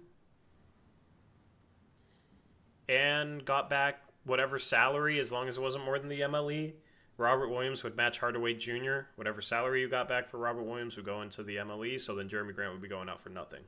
So what's like a team example? Let's just use the Rockets, okay? Because you could do, Rockets probably have somebody like Jock Landale. Yeah. So basically the way this works, a trade exception is created, in case anybody's confused, a trade exception is created when you trade out salary without having to account for anything coming back with that salary. All right? And then a trade exception means, like, if the Blazers had a $30 million trade exception, they can trade for up to $30 million in salary without having to send anything out. So in the offseason, if a team wanted to dump salary, it's a really good tool because you can just absorb that salary back without having to send them any matching salary back. So that's the way teams can shed money, by finding teams with trade exceptions that can just purely take salary on with that exception. So the way this works, the Blazers are trading Jeremy Grant, they're trading Robert Williams the third. Now you have to account for the salary the Blazers are bringing back because they're over the salary cap. Tim Hardaway Jr. is accounted for with Robert Williams the third. This $12.4 million matches Tim Hardaway's $16 million. Okay, so you account for Tim Hardaway Jr. with Robert Williams III. All right? None of that you need Jeremy Grant for. Jock Landale's making $8 million. The Blazers have their full mid-level exception from this past offseason. They didn't use it, and you can use that as a trade exception. So this $8 million for Jock Landale, you can account for it with the $13 million MLE trade exception, right? That doesn't go down over the course of the season, right? The what? The MLE trade exception thing, like, it's not prorated? It might be prorated, but yeah. I don't know. Yeah. So if you can absorb Jock Landale with that MLE, then You use Robert Williams III for Tim Hardaway, use the MLE for Jock Landale, then Jeremy Grant's getting traded out for nothing because he doesn't have to account for anything. So then you get a $29.7 million trade exception for that. Now, if, Robert Williams III matches Hardaway, if you couldn't absorb Jock Landale with that MLE, then basically Jeremy Grant accounts for Jock Landale. So the trade exception you get from that would be Jeremy Grant's 29.7 minus Landale's 8 mil. So that would still be a $21.7 million traded player exception that you could then try and use this offseason to accumulate assets without having to get below the cap. So John Nash is saying we're not going to use it because we're not going to the tax to sign players this offseason. So what big did the Blazers have anyone whose salary is going to bump way up this offseason? No. Yeah, not a single person, this is right? 2 expirings. Jock Landale is non-guaranteed the final 2 years, so you're literally saving $41 million, maybe more than that because salaries go up, maybe like $43 million this offseason with this trade. So if you use the trade exception, you're still $13 million less than you were. The cap's going to go up at least, or the maximum of 10%. So instead of being like $6 million, even with using this, if we use the full amount of the trade exception, we're still looking at roughly $20 million under the tax line, even with using it. So as we move forward into this CBA, the GMs that are going to stand out are ones that get creative like this, and we've already been seeing it with a number of teams that make moves and make scenarios happen simply by being creative like this. And so this is the days of, we're just going to get this trade exception and not use it. So if the scenario came up last summer where we could get a first-round pick unprotected or a swap or something unprotected by taking on Harrison Barnes this summer for $18 million, like we're just not going to do that because we don't use trade exceptions. I mean, that's just means we have a horrible GM, So exactly. This is putting us in a position to take advantage of what could be at least half the league looking to offload contracts, and there's going to be bidding wars for the few teams that have cap space to use them on things like this. So we could really take advantage of that this offseason. Yeah, absolutely. Absolutely. So as a GM, you want to give yourself options, especially in a rebuild, to accumulate assets or make different types of moves. That trade exception is a very viable asset in order to make different moves and make different things happen if the right scenarios arise. Now, maybe the perfect scenario doesn't come along and they don't use it, right? But that doesn't mean it was a bad decision to give yourself the ability to use it in case the right situation came along, right? Like the Grant situation to begin with. Yeah, like you'd rather give yourself the flexibility and the options to be able to do things and then they don't come along than having the perfect situation come along but you can't do it. You can't take advantage of it because you never gave yourself the option in the first place. So that's how trade exceptions should be approached. Is you're giving yourself the option and the flexibility to maybe capitalize on something. And it's not like in this sort of trade, it's even a bad thing if you don't use the trade exception. Because, I mean, you get an early second-round pick via Toronto, right? That might be the peak value for Jeremy Grant. You get, the peak value for Robert Williams might be 3 second-round picks, right? So you're getting the best you can get for them anyway. And you're getting 2 expiring contracts anyway. So you're getting off all that salary and maybe getting closer to getting under the cap to have that flexibility. So this is already maybe like the best case scenario in terms of a trade. It's just even better because you create a big trade exception. You give yourself options. So, this might be the best case scenario with something like this at the deadline. And the only reason why it's really possible to get a big trade exception is because the Pistons have cap space. They have $15 million of cap space. So normally to get Jeremy Grant, they'd have to trade about $22 million. They only have to trade out 16, right? They only have to trade out 16 because they have the cap space to make up the difference between Grant and Hardaway Jr. Since they only have to trade out 16, the Blazers can trade Robert Williams, who matches that 16 million. Robert Williams does not match 22 million. So, if it was just $22 million coming back, Robert Williams can't match him. That means you have to match him with Jeremy Grant. You'd only get a close to $8 million traded player exception. So The Pistons are a good landing spot for Jeremy Grant if they're interested in trading for him because of this early second-round pick and because of the salary cap space they have can be used to generate a traded player exception, which will give the Blazers the flexibility to potentially capitalize on teams wanting to dump salary this offseason. And the same would apply if Anthony was traded there as well. Yeah. Let's look at the Hawks. Real quick, so we inevitably get the why would we trade for bums like Hardaway and yeah. Did somebody say that? Did somebody say that in chat? Because I don't have chat. Yeah.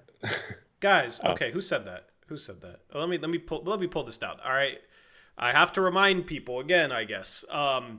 The point of trading for expiring contracts is not for the players. It's for the contract. Okay? It expires. That means it comes off the books. Okay? If you trade $40 million and it's long-term salary, so salary that's on the books for multiple years, and you trade them for $40 million in a one-year contract, then this upcoming offseason, you don't have $40 million on the books. $40 million comes off the books because that contract expires by this offseason. So when we talk about trading for a Tim Hardaway Jr. and a Jock Landale, it's not to get them to be a part of our future. It's those contracts come off the books, so the Blazers... We'd probably cut them. Yeah, we'd probably buy them out. They'd probably never play a game. Their money comes off the books, so the Blazers have a lot less money on the books this offseason, which allows them to do a bunch of different things potentially. So whenever you hear expiring contracts, we're trading for this player because he's an expiring contract, don't even consider the name. Don't even think about it. There's a reason why we're saying it's an expiring contract. Now, if it was somebody where maybe we feel like they could be a part of the future, we'd say it. You know, like if it's Lonzo Ball, maybe, probably not, but maybe there's a world in where you re-sign him and he's the third guard behind Scoot and Sharp, and maybe that makes sense. But he's injury prone. You know, the Blazers can always find another third guard, so he's an expiring contract. You just cut him. If you traded Ayton's contract for him, then now you don't have Ayton's contract. All that money comes off the books because Lonzo Ball's expiring. Yep. Yeah.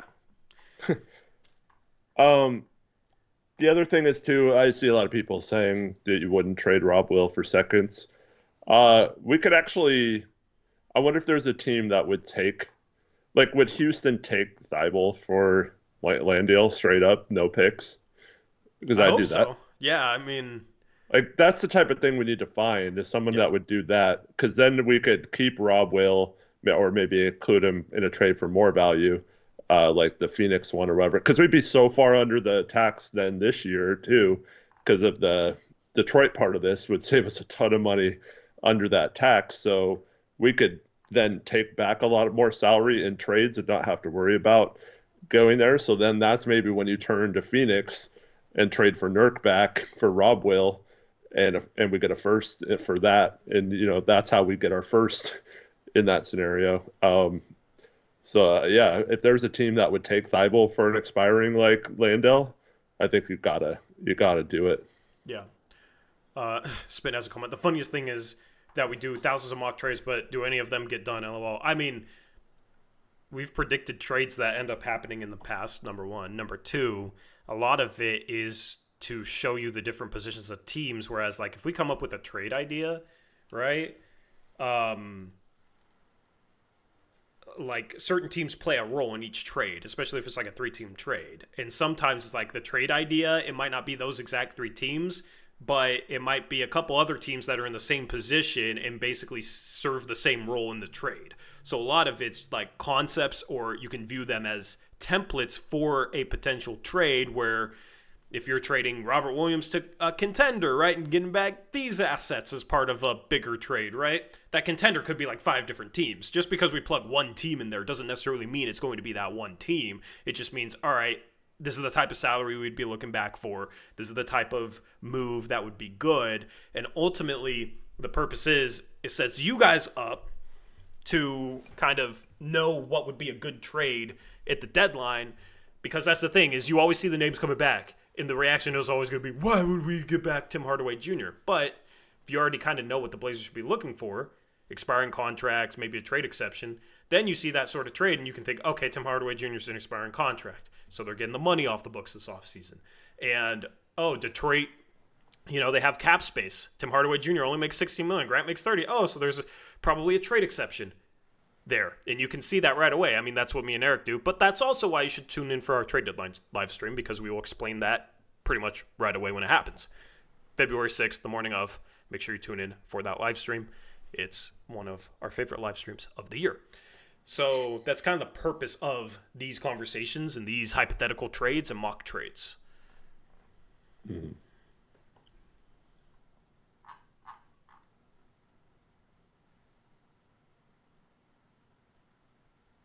What would a Jeremy Grant trade to the Warriors look like? I don't think there's any trade there to be had, to be honest. I don't think any of the salary that the Warriors would have to trade out makes sense for Jeremy Grant. Like, they're not going to trade Wiggins or Kuminga for him.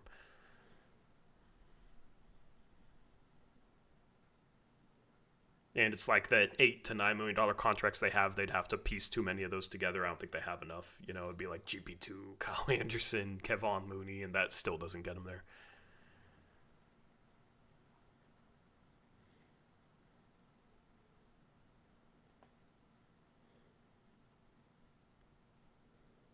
No, Desmond. You're closer to getting another 24-hour timeout than you are getting Desmond, us to talk about your trade, man. Here's my advice, okay? Stop thinking about your own trades. Start listening to the logic that we discuss with these trade talks. Learn a little bit, and then maybe try again next year. Because yours is super ambitious and doesn't really make sense for other teams. And the Blazers are not going to trade freaking picks for veterans. They're not in win now mode. Get George. That out of your head. Oh, is that Paul George? He says we're trading for Paul George and Cam Johnson now. Even though the report is that Brooklyn's refusing to budge on two unprotected firsts for Cam. Yeah. Yeah. So, no. That trade is bad for like 5-6 different reasons. So,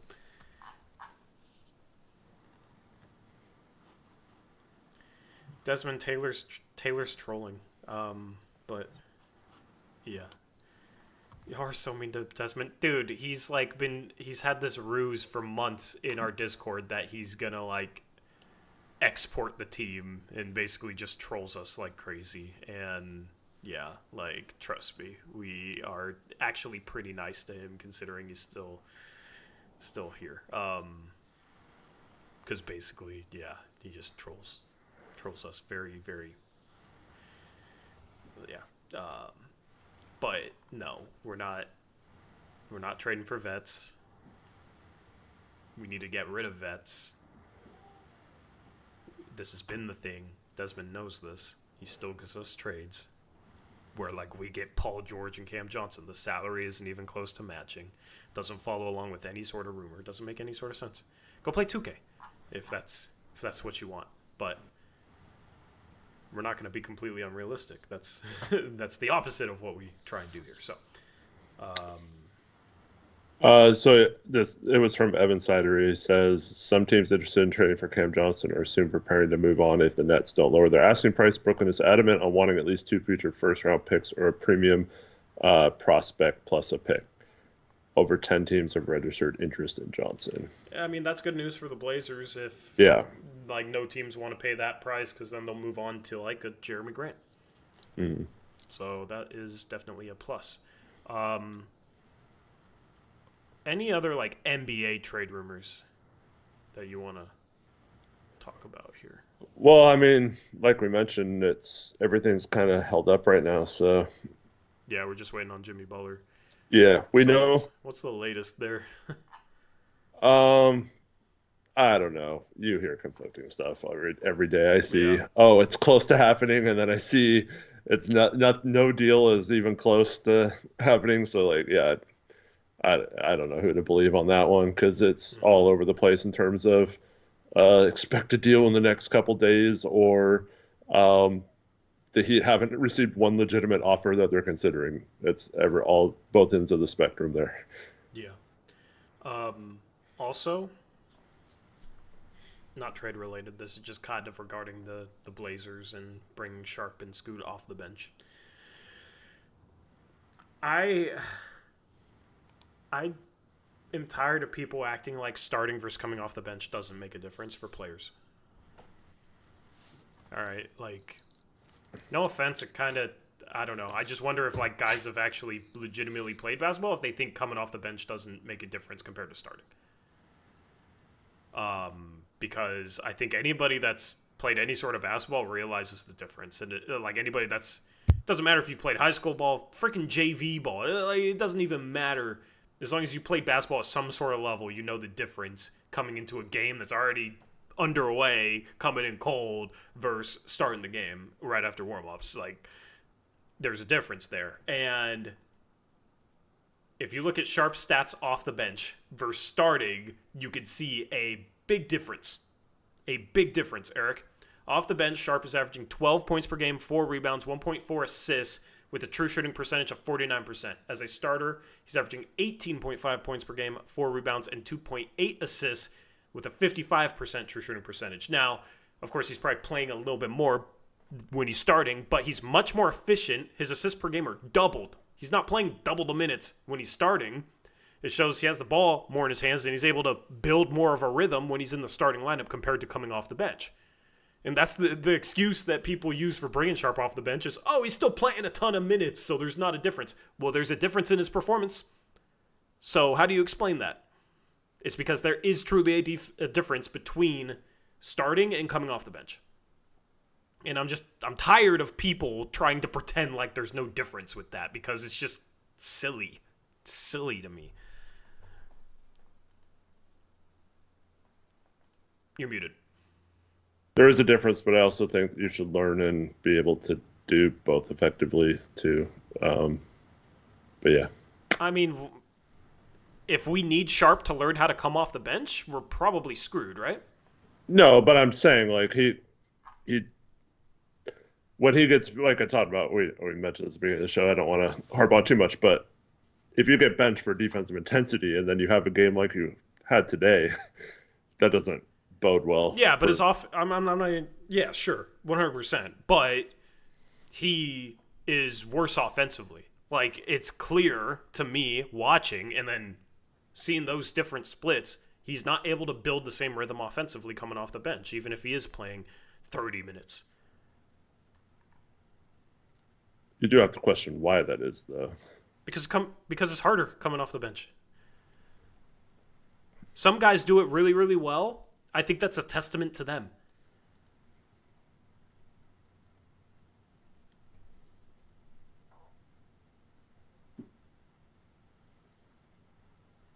Like, some guys can be just fine. Some guys struggle with it because it's harder coming into a game that's already started, 6, 7, 8 minutes into a game where the guys you're being subbed in, you get subbed in for someone, but there's guys on the floor that are starters that have already built a rhythm, gotten in the flow of things, and you're coming in cold next to them.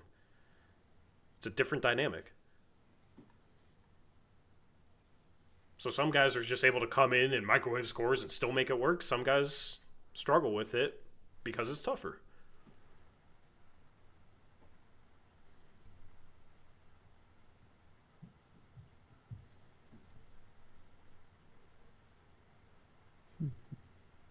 The thing is, if it was a player where it's like long-term, that's his role, then yeah, he has to learn from that. He has to learn how to come off the bench cold. We're talking about the guy who we talk about is like, hopefully he's our future star. All this upside, hopefully he's our future star. So it's like, all right, we don't need him to learn how to come off the bench. We need him to learn how to be a star. I don't think you do that coming in off the bench.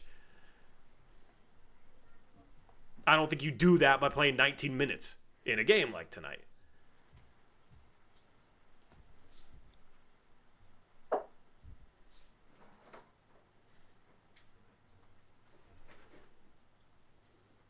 Scott Nissen says, it can be so many things, not just coming off the bench. His role is different off the bench.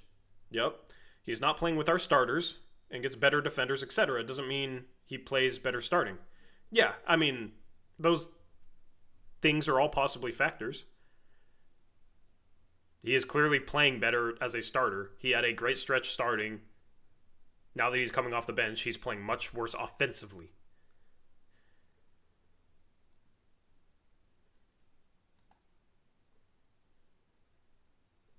So we can all speculate as to how many reasons and how many different things there are as to why that is, but it's happening. It's so frustrating that we're still talking about this problem with a team that's been rebuilding for Yeah. 2 years now, and then tanking for 4 years. Like, come on, why do we still have this issue, Tori? I don't know, man.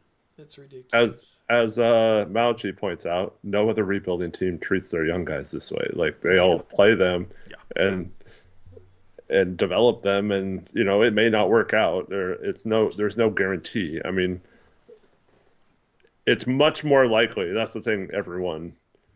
I see this in the comments sometimes after streams and stuff. It's like, you guys act like they'd win a championship if they just lost every game or whatever. That's not what we're saying. Chances are we're not going to win a championship. Like only one of 30 teams wins a championship. And there's some good teams, including the Thunder, who are super young and are going to be a problem for a long time. The Spurs with Wemby are going to be a problem for a long time. It's going to be very unlikely even if we make every right move, that we're an NBA champion. But that doesn't mean you just give up and not even try to do it. So we don't want to be where the Blazers are right now, where they're bad and they're not even having a plan or any sort of thing you can get excited about. Like, well, at least Scoot and Sharp are the guys, and they're clearly the starter backcourt of the future, right? Nope, they're coming off the bench. So we don't even play one of them more than 19 minutes. And we wanted to bench someone for the whole fourth quarter last game. Like, doesn't make any sense at all. Yeah. A comment. Sharp's numbers may look better starting, but is he actually affecting winning or results of the game? I'm not so sure. I mean, it's not really about that. It's about developing him. It's about making him as good of a player as possible so that he can affect winning or results of the game. And when he's worse off the bench, it's clearly a step backwards. He's taken a step backwards. Now, it's not like he's any worse. It's just like, all right, why are you putting him in a role that, A, he's not responding well to? It didn't really produce anything positive, right? Like, if he was playing a lot better defense all of a sudden, sure, all right, then benching him was a good decision because you got better defense out of him. But you're not getting anything extra out of him, and he's much worse offensively coming off the bench. And it's like you don't envision that role for him long-term at all. So what does it do? It doesn't accomplish anything. So especially for a player that has struggled with consistency and had really bright flashes, you want to give him a consistent starting role to allow him the opportunity to find a consistent rhythm. That's not what the Blazers are doing. And to Eric's point, what other rebuilding team treats their young players like this and does this with their young players? Chat, feel free to come up with a team that does the same thing that we do, but I can't think of one. So it's unusual. I mean, I guess you could argue Houston They're not a rebuilding team. No, they're not. No, I know. But I mean, like, they're second in the West. But I mean, they did this last year, not this previous offseason, but the offseason before. They draft, Tari and Amen and all that stuff. I'm just saying they had a bunch of young guys who were coming off the bench for veterans last year. Yeah, but they didn't was make a the rookie. Playoffs. Yeah. Sharp and Scoot are not rookies. Mm-hmm. You know what I mean? Like, they aren't. And I'm just saying, like, Houston won 41 games last year with Amen as a rookie. So, I know. Like, that's the team I was thinking people might try and say, so I'm ready to combat that. Like, they won 41. They were a 500 team last year, too, and they were, like, in the play-in race at the end of the year. Blazers are not as good as Houston last year. And Amen was a rookie. And he started, a third of the games, right? It's like, all right, if Robert Williams is starting ahead of Klingon after they trade Ayton the rest of the year, I'm not really going to complain about that because he's a rookie, right? Like in Scoot last year, I do think that it was fine bringing him off the bench for when the Blazers brought him off the bench. In Sharp's rookie year, when we were trying to win, like, yeah, of course he's going to come off the bench. But Sharp's in year 3. Scoot's in year 2, and we suck. So, yeah. And then this year, it's like, yeah, Ahmed's still coming off the bench, but that's because the Rockets are that good. And he's started some games lately anyway, because, you know, he's been really good. So, yeah. I just don't think there's a comparison.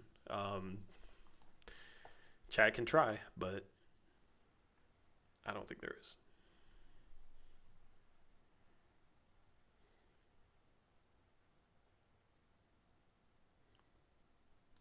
All right, you want to do Tankathon? Yeah, let's do it. Actually, let's take a look at the standings real quick first, and then we'll go into Tankathon. Let me pull up the West here. All right, so we can see how close the Blazers are to the play-in, Eric. Yeah. Yeah. West standings. There we go. All right, so look at OKC, man. 6.5 games ahead of Houston in second place. You got Memphis. Right now, you kind of got 3 tiers. You got OKC, you got Houston and Memphis, then you got everyone else. Denver is trying to get into that Houston and Memphis tier because Nikola Jokic is having like a historically great season. One of the greatest seasons ever individually so far. So Denver's been able to work their way up into 4th. And then the Lakers, who started hot, then really struggled, have won enough games to get into 5th place. But you look at them, they are 3 games ahead of 10th. So it's pretty close. The Clippers have been able to remain steady without Kawhi Leonard now that they have Kawhi back. You got them. The Suns, will they trade for Butler? You got Minnesota. Dallas, with their injuries, has fallen all the way to 9th. And the Sacramento's won some games. They've gotten up to 10th. You know what I think is intriguing, Eric? So correct me if I'm wrong. I heard somebody say like Curry lately was talking about how he doesn't want to play for a mediocre team or something like that. Did you? Maybe I misheard, but I don't think that's quite what he said. I think it was just frustrating realizing that this team is that. Yeah. They started hot. They are now a game under 500. They are not even in the play-in. They're not even in the play-in. So you got San Antonio as well, who's started to struggle a little bit late. Kind of been above, around 500. But does anything stand out to this in the West right now with these standings where teams are right now, Eric? The Spurs fall off has kind of surprised me a little bit. I feel like they had a lot of positive momentum a couple weeks ago, Yeah. and I thought they were clearly going to be in that top 10. So it's even though like they're probably fine and still a year away from realizing some of their potential, I thought they were playing well enough to kind of be up there. But other than that, it's still shocking when you see teams like Minnesota and Dallas so far down. I know they've had Dallas set injuries, so that's one of the main reasons. And the Clippers continuing to play well at times. Lakers were falling down into that play-in range too for a while. There was a point where we thought they were going to be maybe on the outside looking in as well, but now they've and that's what happens when they're so jumbled. But now they look like they're. I mean, I would have more faith in them over the Clippers to stay in that 5-6 range. So they're looking good there. Yeah. I think it's all but guaranteed that New Orleans is going to tank. They're too far behind to make a play-in. The play-in's probably going to be at least 500, and New Orleans would have to go like 29-7 the rest of the way to get to 500. So that's not going to happen. It's going to be tough for the Blazers to pass them, and of course it's going to be tough for them to pass Utah. What's funny is like Utah's been the team where Portland is, where they have like 8th, 9th, 10th best odds. And that's how they get, Cody Williams, Taylor Hendricks, hopefully he heals up. But like guys where it's like you don't view them in the same tier as guys obviously they could have taken at the top of the draft. They kind of need their star and maybe their number 2 going forward. Their best young player is Keontae George, who they took outside of the lottery. So now that's The Blazers, although the Blazers, we'll take a look at their odds in a second, it did improve today with this loss. But first, let's take a look quickly. Eastern Conference standings, the Wizards, of course, suck. They're really good at being bad. The Raptors. Jealous. Yeah, jealous. The Raptors and the Hornets are pretty neck and neck. You got the Nets. They, they started weren't they like 11-11 or something like that? They were close to 500. Then they traded Schroeder, and we're like, we're going to tank the rest of the year. So that team is going to hardcore tank. They're going to be really hard for the Blazers to pass. And then you got Philadelphia. They won recently. They are only a game back out of the play-in, so that team's going to go for it, of course. The Bulls, who knows what they do.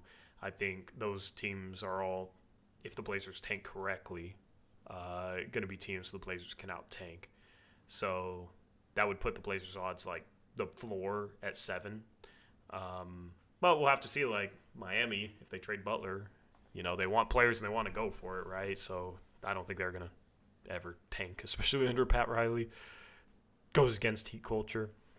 But as far as the playoff picture looks, it's cool to see Detroit at 6, man. I would love to see them make the playoffs. Remember earlier in the year we were talking about, like, Cleveland, Boston, New York, Milwaukee, Indiana, Orlando, Miami, all as teams that should make the playoffs, and then maybe, like, Philadelphia as well. But we were talking about, man, can one of these teams actually make it? And we were looking at Detroit. We were looking at Chicago, Atlanta. Right now it's Detroit. I think they'll definitely upgrade the lineup around Cade. And they'll try and do so without sabotaging their future so they can go for a playoff run this year while continuing on their rebuild path. Right now is the time when you would do that, being in 6th place, 45 games into the season. So that's where maybe a Jeremy Grant trade comes in. Although, if I were them, I wouldn't trade for Jeremy Grant, but they do know him. So they're going to be a fascinating team to watch the rest of the year. And then Orlando with their injuries. They were really good at the start of the season, but have been struggling lately. So where do they end up? The East is fun to watch. And it's cool to see Milwaukee in 4th place, although they're only 4 games ahead of 9th. So it's kind of a similar standings picture where you got 3 clear-cut top teams, and then the rest is still pretty close. I think aren't the Cavs like 3-5 in their last 8 or something like that too? Yeah, Alex Wolf was complaining about them winning too many games, so he should be pretty happy right now. Yeah. So, yeah, that's the East standings picture. Indiana's been playing great basketball lately, so they're 5 games above 500 now. They were struggling there at the start of the year, but you just got a lot of competitive teams in the league right now, so that's why I think this deadline will be interesting to watch, although it could lead to a more mundane deadline, especially with the new CBA, so not entirely sure what to expect yet. I think some things are happening, though. If the Nets continue to be firm on not trading Cam, and they might be, considering they were that way with McHale, and it ended up paying off for them, so they might think that they could do something similar this summer if they don't trade him now. I think the Cavs struggling a little bit might mean they do make a bit of a move where you could argue when they're sitting there with only 4 losses that they don't need to do anything except for like minor tweaks. So they might make a big move. The Kings are interesting because do they just rest on their recent success, or do they think they're right back in this if they make a big move now? And then the Lakers, like I mentioned, when they're down in the play-in range, you could argue what's the point of even making a move or using your picks to make a move. Now that they're up in 5th, you look at teams like Memphis and Houston above them, and they're probably not beating OKC in a series, but I mean, I think they think now if there's a good move out there, why couldn't they be in the conference finals or something this year? So I don't know, like they might have a lot of buyers, right? Yeah, it just seems like it's setting up to where all these teams feel like you can make an argument they have a chance.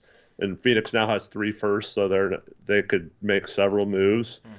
Mm-hmm. So yeah, there's a lot of teams that are going to be bidding for players. Now, I don't know if that means any of the Blazers players or not, Yeah.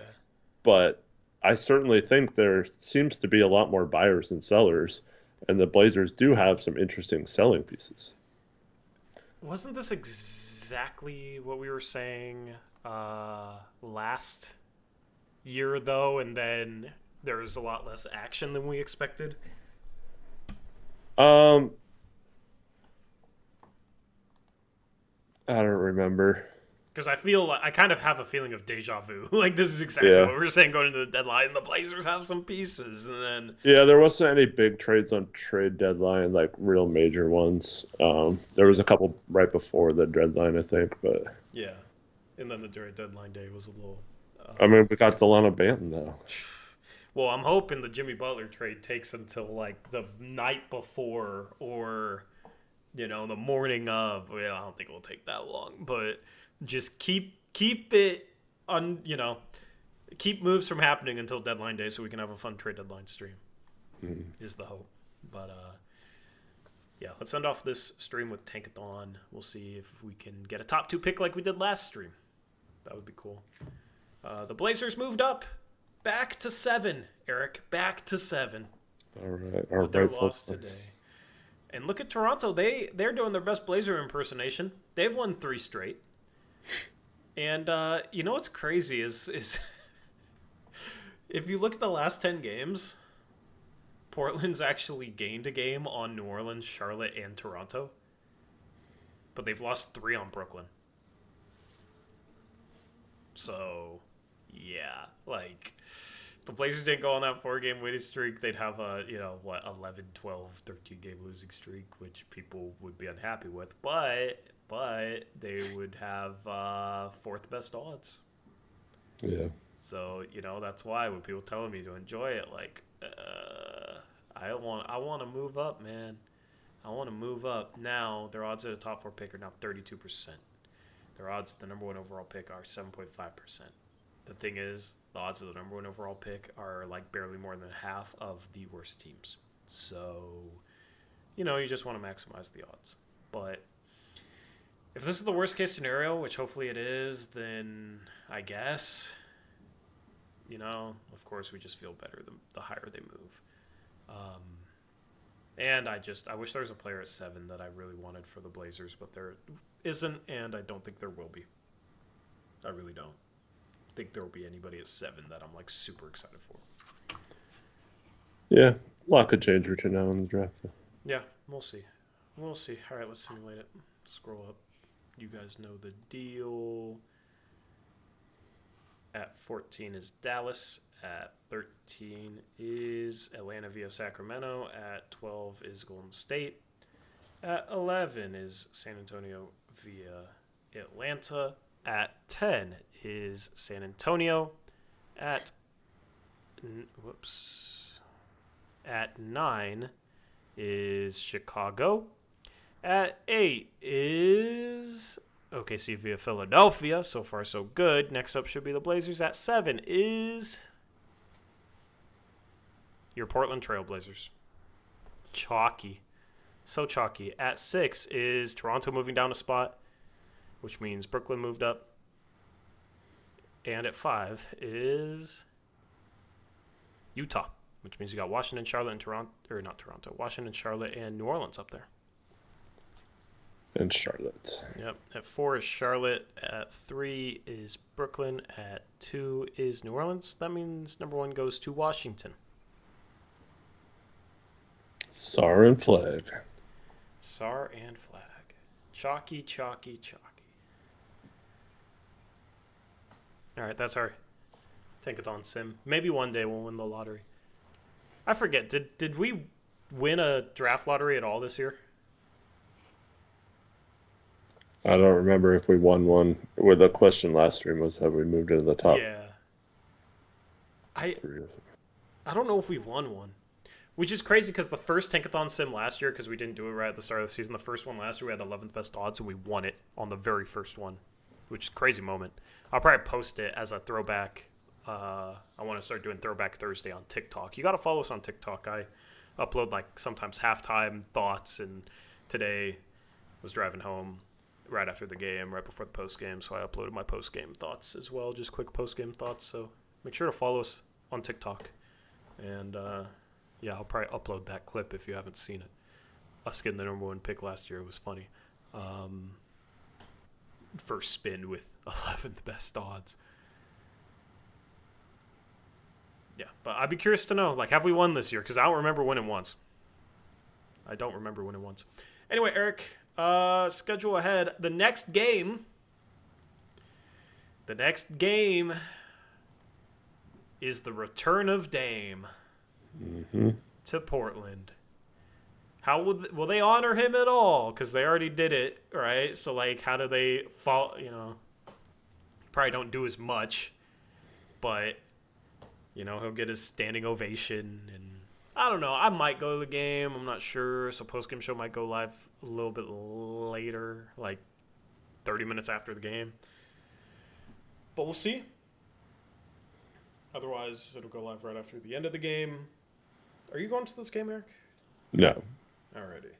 Yeah, so we'll see. I mean, this is a tough opponent. The Bucks have been playing good basketball lately. The Blazers, of course, beat them the last 2 times they've played. One in Portland, one in Milwaukee. So Portland is certainly capable of beating the Bucks, but we'll see if Dame can get his win in Portland that he couldn't last year. And then the schedule coming up as a whole. The Blazers have 6 more home games in a row. What's funny is that Charlotte game was the last road game before the trade deadline because the Blazers have a 7-game homestand that they're in the middle of right now. So just played their first home game. You got the Bucks, Magic, Suns twice, Pacers. Those are all playoff teams as of right now. And then the Kings, who've been playing better. How many wins do you think the Blazers get, man? 6. 6. The last time I asked this question was after the Bulls game, and I said the next 6 they'll go 2-4, and then they won their first 3. So, yeah, I think they'll win. I think they maybe go 2-4 again.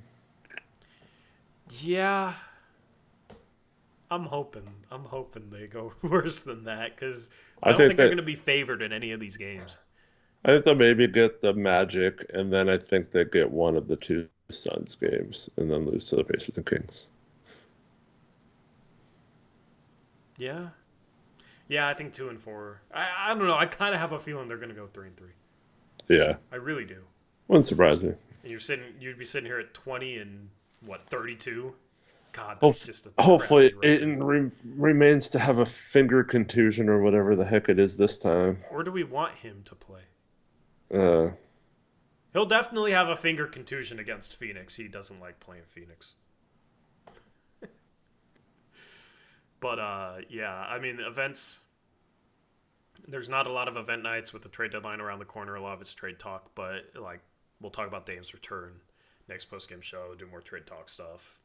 And then Thursday, we'll have our 4th edition of our big boards, Eric. Mm-hmm. If you're ready for that. And then we'll have another trade talk night. Then we'll have a call-in night. And then we'll have a trade deadline preview. It'll be the final post game before the trade deadline. And we might stream Wednesday night, too, if, like, there's a big trade or there's a lot of anticipation for the trade deadline. So we're going to be streaming a lot, basically. We're going to have the post-game shows after every game, of course. And then if the trade happens, we'll go live. And then we'll have a lot of trade talk stuff. So, and then we'll have February 6th. We'll have a big live stream that morning. Make sure you tune in for it. Set a reminder, whatever you need to do. And then that night, we also have a post-game show. So we'll kind of recap the trade deadline on that post-game show. Yeah. So that's lots of great content coming your way. Yep. And consistent start times. Or for a few of you, you're probably looking forward to the trade deadline being over so we talk about the actual games. I mean, yeah, how do we break down? We did a good job breaking down this one, I think. So, some games it's like, man, I don't even know what to say. It's a rebuild. But next matchup should be fun. Of course, we'll break down that game, break down Dame's return to Portland. Anyway, the Blazers lose to OKC, move to 17-29 on the season. Any final words, Eric? Thank you everyone for tuning in. Appreciate you all.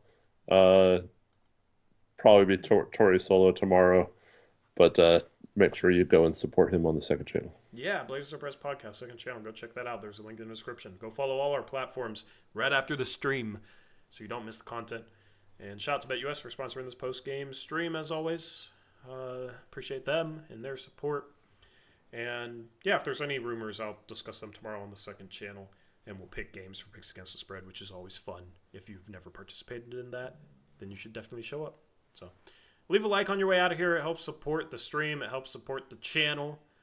And if for some reason you're not subscribed, hit that subscribe button. And we are out of here.